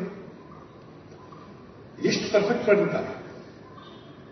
ಅದು ಪರ್ಫೆಕ್ಷನ್. ಸಾಕು ಅಂತ ಅನ್ಸುತ್ತೆ. ಅದೆಲ್ಲ ಜಾಸ್ತಿ ಕೊರೆಯಲ್ಲ. ಇನ್ನೊಂದು ತಮಾಷೆ ಹೇಳ್ಬೇಕು, ಮುಗಿಸ್ತೀನಿ. ನಮ್ಮಲ್ಲಿ ಸುಳ್ಳು ಹೇಳಕ್ ಲೈಸೆನ್ಸ್ ಇರೋ ಕಲಾವಿದರು ಮಾತ್ರ, ಇನ್ಯಾರು ಸಾಹಿತಿಗಳು ಕಲಾವಿದರು. ಲಾಯರ್ಗಳು ಸುಳ್ಳು ಹೇಳ್ತಾರೆ ಅಂತಾರೆ, ಅವರು ಒಂದು ಲೆವೆಲ್ಗೆ ಹೇಳ್ಬೇಕು, ತುಂಬಾ ಜಾಸ್ತಿ ಹೇಳಕ್ಕಾಗಲ್ಲ. ಡಾಕ್ಟರ್ಗಳು ಸುಳ್ಳು ಹೇಳಕ್ಕಾಗಲ್ಲ, ಬೇರೆ ಪ್ರೊಫೆಷನಲ್ ಸುಳ್ಳು ಹೇಳಕ್ಕಾಗಲ್ಲ, ನೀವು ಜಾಸ್ತಿ ಹೇಳಕ್ಕಾಗಲ್ಲ. ಏನೋ ಇಲ್ಲೇ ಬರ್ತಾಯಿದ್ವಿ ಸರ್, ಧೈರ್ಯ ಸರ್ಕಲ್ ಟ್ರಾಫಿಕ್ ಅನ್ಬೋದು, ಅಷ್ಟೇ ಹೇಳ್ಬೋದು, ಅದಕ್ಕಿಂತ ಜಾಸ್ತಿ ಸುಳ್ಳು ಹೇಳಕ್ಕಾಗಲ್ಲ. ಆದ್ರೆ ಕವಿಗಳು ಮಾತ್ರ ಪೂರ್ತ ಸುಳ್ಳು. ಅವರೊಬ್ಬರಿಗೆ ಲೈಸೆನ್ಸ್ ಇರೋದು ಸುಳ್ಳು ಹೇಳಕ್ಕೆ. ಪೂತಿ ನರಸಿಂಹಾಚಾರ್ಯದ ಒಂದು ಹಾಡಿದೆ, ಚೆನ್ನಾಗಿದೆ. ವ್ಯಥೆಗಳ ಕಳೆಯುವ ಕಥೆಗಾರ, ನಿನ್ನ ಕಥೆಗೆ ಯಾವುದು ಭಾರ. ವ್ಯಥೆಗಳ ಕಳೆಯುವ ಕಥೆಗಾರ. ಕಥೆಗಾರ ಅಂದ್ರೆ ಇವನೇ ಕೈ ಕಲಾವಿದ. ಏನೇನ್ ಕಥೆ ಹುಟ್ಟಿಸ್ತೀಯ? ಕಪಿಹಾರಿತು ಹೆಗ್ಗಡಲನು ಎಂಬೆ, ಕಡಲನ್ನು ಕಡೆದರು ಬೆಟ್ಟದೊಳೆಂಬೆ, ನಿನ್ನೂ ಹೇಗೆ ಹೇರಾಳವ ತುಂಬೆ, ಸೃಷ್ಟಿಕರ್ತನಿಗೂ ಅರಿದೆಂಬೆ, ಸೃಷ್ಟಿಕರ್ತನಿಗೂ ಅರಿದೆಂಬೆ. ಬ್ರಹ್ಮ ಸೃಷ್ಟಿ ಮಾಡ್ತಾನಲ್ಲ, ಅವನು ನಿನ್ನಷ್ಟು ಸುಳ್ಳಾಡಕ್ಕಾಗಲ್ಲ, ಅವನು ನಿನ್ನಷ್ಟು ಆಟ ಆಡಕ್ಕಾಗಲ್ಲ. ಕಪಿ ಹಾರಿತು ಹೆಗ್ಗಡಲನ್ನು ಎಂಬೆ. ಒಂದು ಕೋತಿ ಸಮುದ್ರನ ಹಾರಿತು ಅಂದೆ. ಹಾಗೆ ಬರೆದವನು ಒಬ್ಬ ಕವಿ ವಾಲ್ಮೀಕಿ ಅಲ್ವಾ? ನಾವು ಯೋಚನೆ ಮಾಡಿದ್ದೀವ ಯಾವ ಸರ್? ಕೋತಿ ಸಮುದ್ರನ ಹಾಕಿದ್ದೀವಿ, ಅದೇನು 100 ಯೋಜನಾ ಸಮುದ್ರ ಅಂತ. ಕೋತಿಗೆ physiologically it is not possible. ರೆಕ್ಕೆ ಇಲ್ಲ, ಪಕ್ಕ ಇಲ್ಲ, ಹೆಂಗಾಗ್ತದೆ? ಹಾರ ಸಾಧ್ಯ ಇಲ್ಲ ಅಂತ ಅಂದೇ ಇಲ್ಲ ನಾವು. ಯಾಕೆಂದ್ರೆ ಹೇಳ್ದಂತ ಕವಿ ಹೋಗ್ಬಿಟ್ಟು ಕಡಲನ್ನು ಕಡೆದರು ಬೆಟ್ಟದೊಳಿತು. ಒಂದು ಬೆಟ್ಟನ ಹಾಕೊಂಡು ಕ್ಷೀರಸಾಗರವನ್ನು ಕಡೆದು ದೇವತೆಗಳು ದಾನವರು ಅಂತ ಕತೆ ಹೇಳಿದ್ರೆ ಹೋಗ್ಕೊಂಡು ಹೆಂಗ್ ಕಡಿಯಕ್ಕಾಗುತ್ತೆ? ಅದು ಹಾವು ಕಟ್ಟರೆ ಹೆಂಗ್ ಕಡಿಯಕ್ಕಾಗುತ್ತೆ? ಕೇಳೇ ಇಲ್ಲ. ಪರೀಕ್ಷೆ ಮಾಡಿ ಒಪ್ಕೊಂಡ್ಬಿಡ್ತೀವಿ. ಇನ್ಮೇಲೆ ಮಾತಾಡೋದು ಕಷ್ಟ ಆಗ್ತದೆ.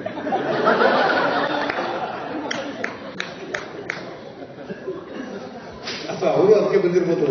ಈ ಚಪ್ಪಾಳೆಗೆ ಹೊಡೆದ್ರೆ ಇಂಡಿಸೆಂಟ್ ಆಗುತ್ತೆ. ಈಗ ನಾನು ಹೇಳಿದ್ನಲ್ಲ, ಸಿಂಬಾಲಿಕ್ ಆಗಿರ್ಬೇಕು ಅಂತ.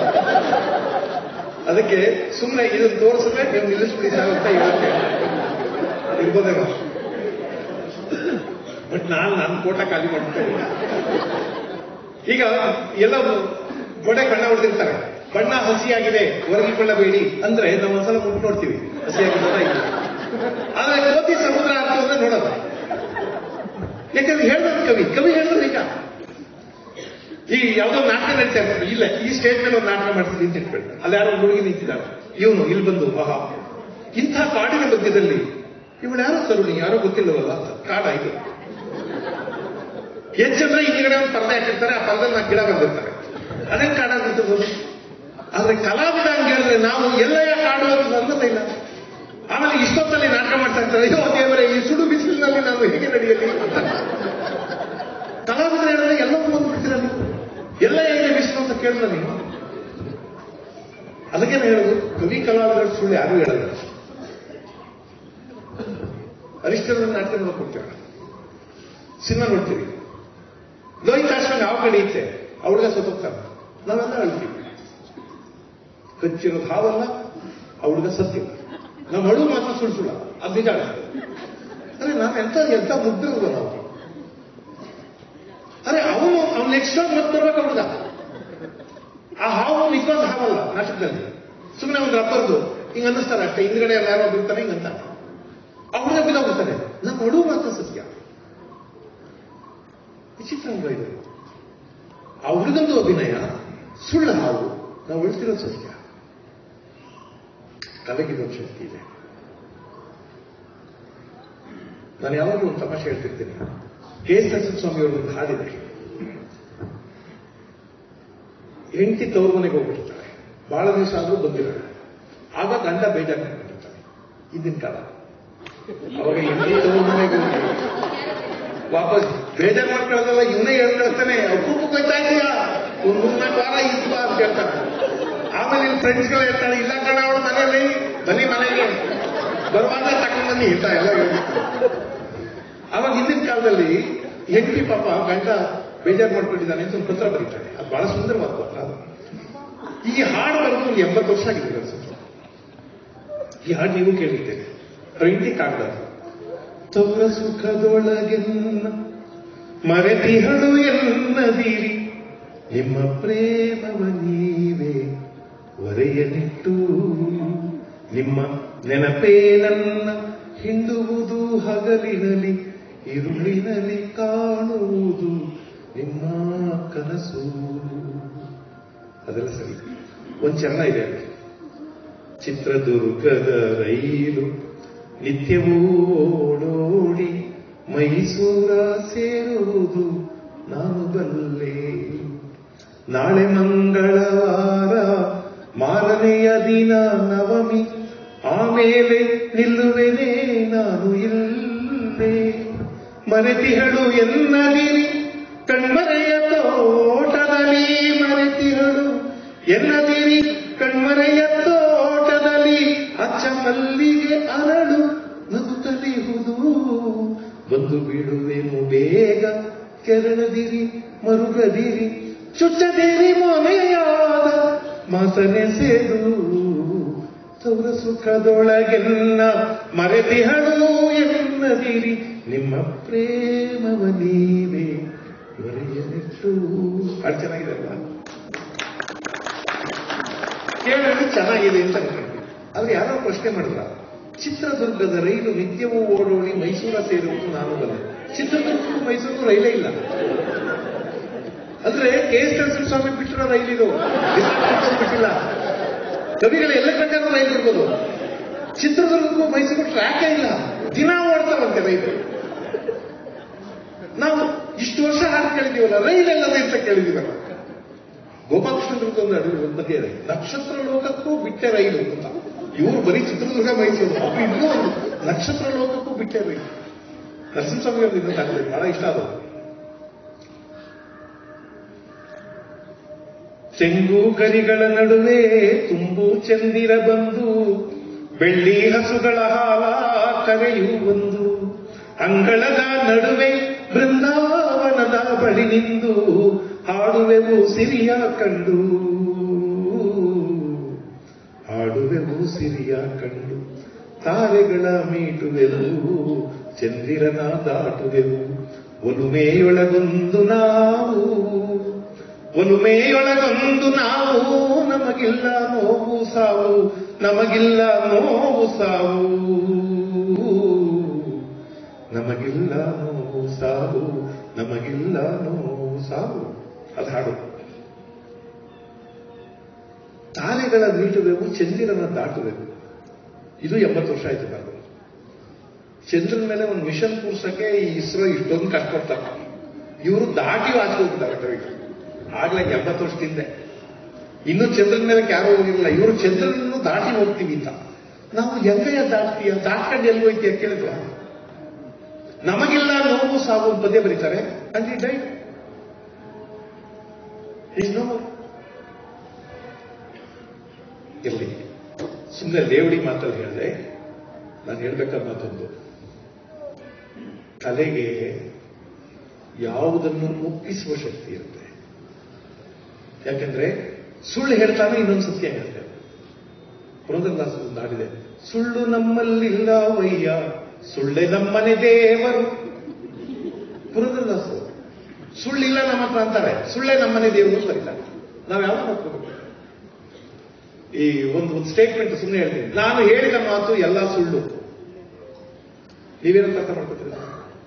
ನಾನು ಹೇಳಿದ್ದೆಲ್ಲ ಸುಳ್ಳು, ನಾನು ಹೇಳಿದ್ದೆಲ್ಲ ಸುಳ್ಳು ಅಂತ ನೀವು ಒಪ್ಕೋಬೇಕಾದ್ರೆ, ನಾ ಹೇಳಿದ್ದೆಲ್ಲ ಸುಳ್ಳು ಅನ್ನಲ್ಲ, ಅದು ಸತ್ಯ ಅಂತ ಒಪ್ಕೋಬೇಕು ನೀವು ಅಲ್ವಾ? ಬಹಳ ಕನ್ಫ್ಯೂಸಿಂಗ್. ಕಲೆಯದೊಂದು ಅದ್ಭುತವಾದ ಶಕ್ತಿ ಇರುತ್ತೆ. ಕಲೆಯನ್ನು ಆಸ್ವಾದಿಸುವುದು ಮತ್ತು ಕಲೆ ಕೊಡುವಂತ ಆಂತರಿಕ ಸತ್ಯಗಳನ್ನು ಅನುಭವಿಸುವುದು. ಕುವೆಂಪು ಎಲ್ಲೋ ಕಡೆ ಬರೀತಾರೆ, ಕಲೆಯಲ್ಲಿ ಸತ್ಯ ಮೈದೋರುವುದು ಪ್ರತಿಮಾ ವಿಧಾನದಿಂದ ಮಾತ್ರ. ಪ್ರತಿಮಾ ವಿಧಾನ ಅಂದ್ರೆ ಹಿಂಗೇನೆ ಮೇಲ್ನೋಟಕ್ಕೆ ಅವೆಲ್ಲ ಸುಳ್ಳು ಅನ್ನಿಸ್ತವೆ, ಆದ್ರೆ ಅದು ಅಂತರಾಳದಲ್ಲಿದ್ದದು ಸತ್ಯ ಇಟ್ಟಿರುತ್ತೆ. ಇಷ್ಟು ಹೊತ್ತಿನ ಮಾತ್ರ ನಾನು ಹೇಳಿದ ಮಾತಿದು. ಒಂದು ಮನುಷ್ಯ ನಿರಂತರವಾಗಿ ಪರಿಪೂರ್ಣತೆಯ ಕಡೆ ಹೋಗಬೇಕು. ನಾವು ಮಾಡಿದ್ದನ್ನು ಮನವಿಟ್ಟು ಮಾಡಬೇಕು, ಮಾಡಿದ್ದನ್ನ ಸುಂದರವಾಗಿ ಮಾಡಬೇಕು. ನಾನು ನಡೀತೀನಿ ಅಂದ್ರೆ ನನ್ನ ನಡಿಗೆಯಲ್ಲಿ ಒಂದು ರಿದಮ್ ಇರಬೇಕು. ನಾನು ಕೂತ್ಕೋತೀನಿ ಅಂದ್ರೆ ನಾನು ಕೂತದ್ರಲ್ಲಿ ಒಂದು ಚಂದ ಇರಬೇಕು. Try to be perfect in all small acts. ಸಣ್ಣ ಸಣ್ಣ ಸಣ್ಣ ವಿಷಯಗಳಲ್ಲೂ ಪರ್ಫೆಕ್ಟ್ ಆಗಿರಬೇಕು ಒಂದು ವಿಷಯ. ಮತ್ತಿನ್ನೊಂದು, ನಮ್ಮೊಂದು ಸೊಸೈಟಲ್ ಹೆಲ್ತ್ ಇರಬೇಕು. ಎಷ್ಟು ದೊಡ್ಡ ಬೆಂಗಳೂರು ಸೊಸೈಟಿ, ಇಡೀ ಬೆಂಗಳೂರಿನ ಸಮಾಜದಲ್ಲಿ ನಮಗೆ ಆ ಹೆಲ್ತ್ ತರಕಾಗದೇ ಇದ್ರು, when we are in a locality, ಯಾವುದೋ ಒಂದು ಲೊಕ್ಯಾಲಿಟಿಯಲ್ಲಿ ಇರ್ತೇವೆ, and you are in an organisation, ಒಂದು ಆರ್ಗನೈಸೇಷನ್ ಇರ್ತೀವಿ. ಒಂದು ಸಲ ಯೋಚನೆ ಮಾಡಿದ್ರೆ, ನಾವು ಒಂದು ಆರ್ಗನೈಸೇಷನ್ ಮಾಡ್ಕೊಳ್ಳೋಣ, ಭಿನ್ನಾಭಿಪ್ರಾಯಗಳನ್ನ ದನಿ ಎತ್ತರಿಸದೆ ಮಾತಾಡೋಣ ಅಂತ ಯೋಚನೆ ಮಾಡಿದ್ರೆ, ಯಾರೋ ಕೂಗಾಡದೆ ಕಿರ್ಚಾಡದೆ, we will register our decent.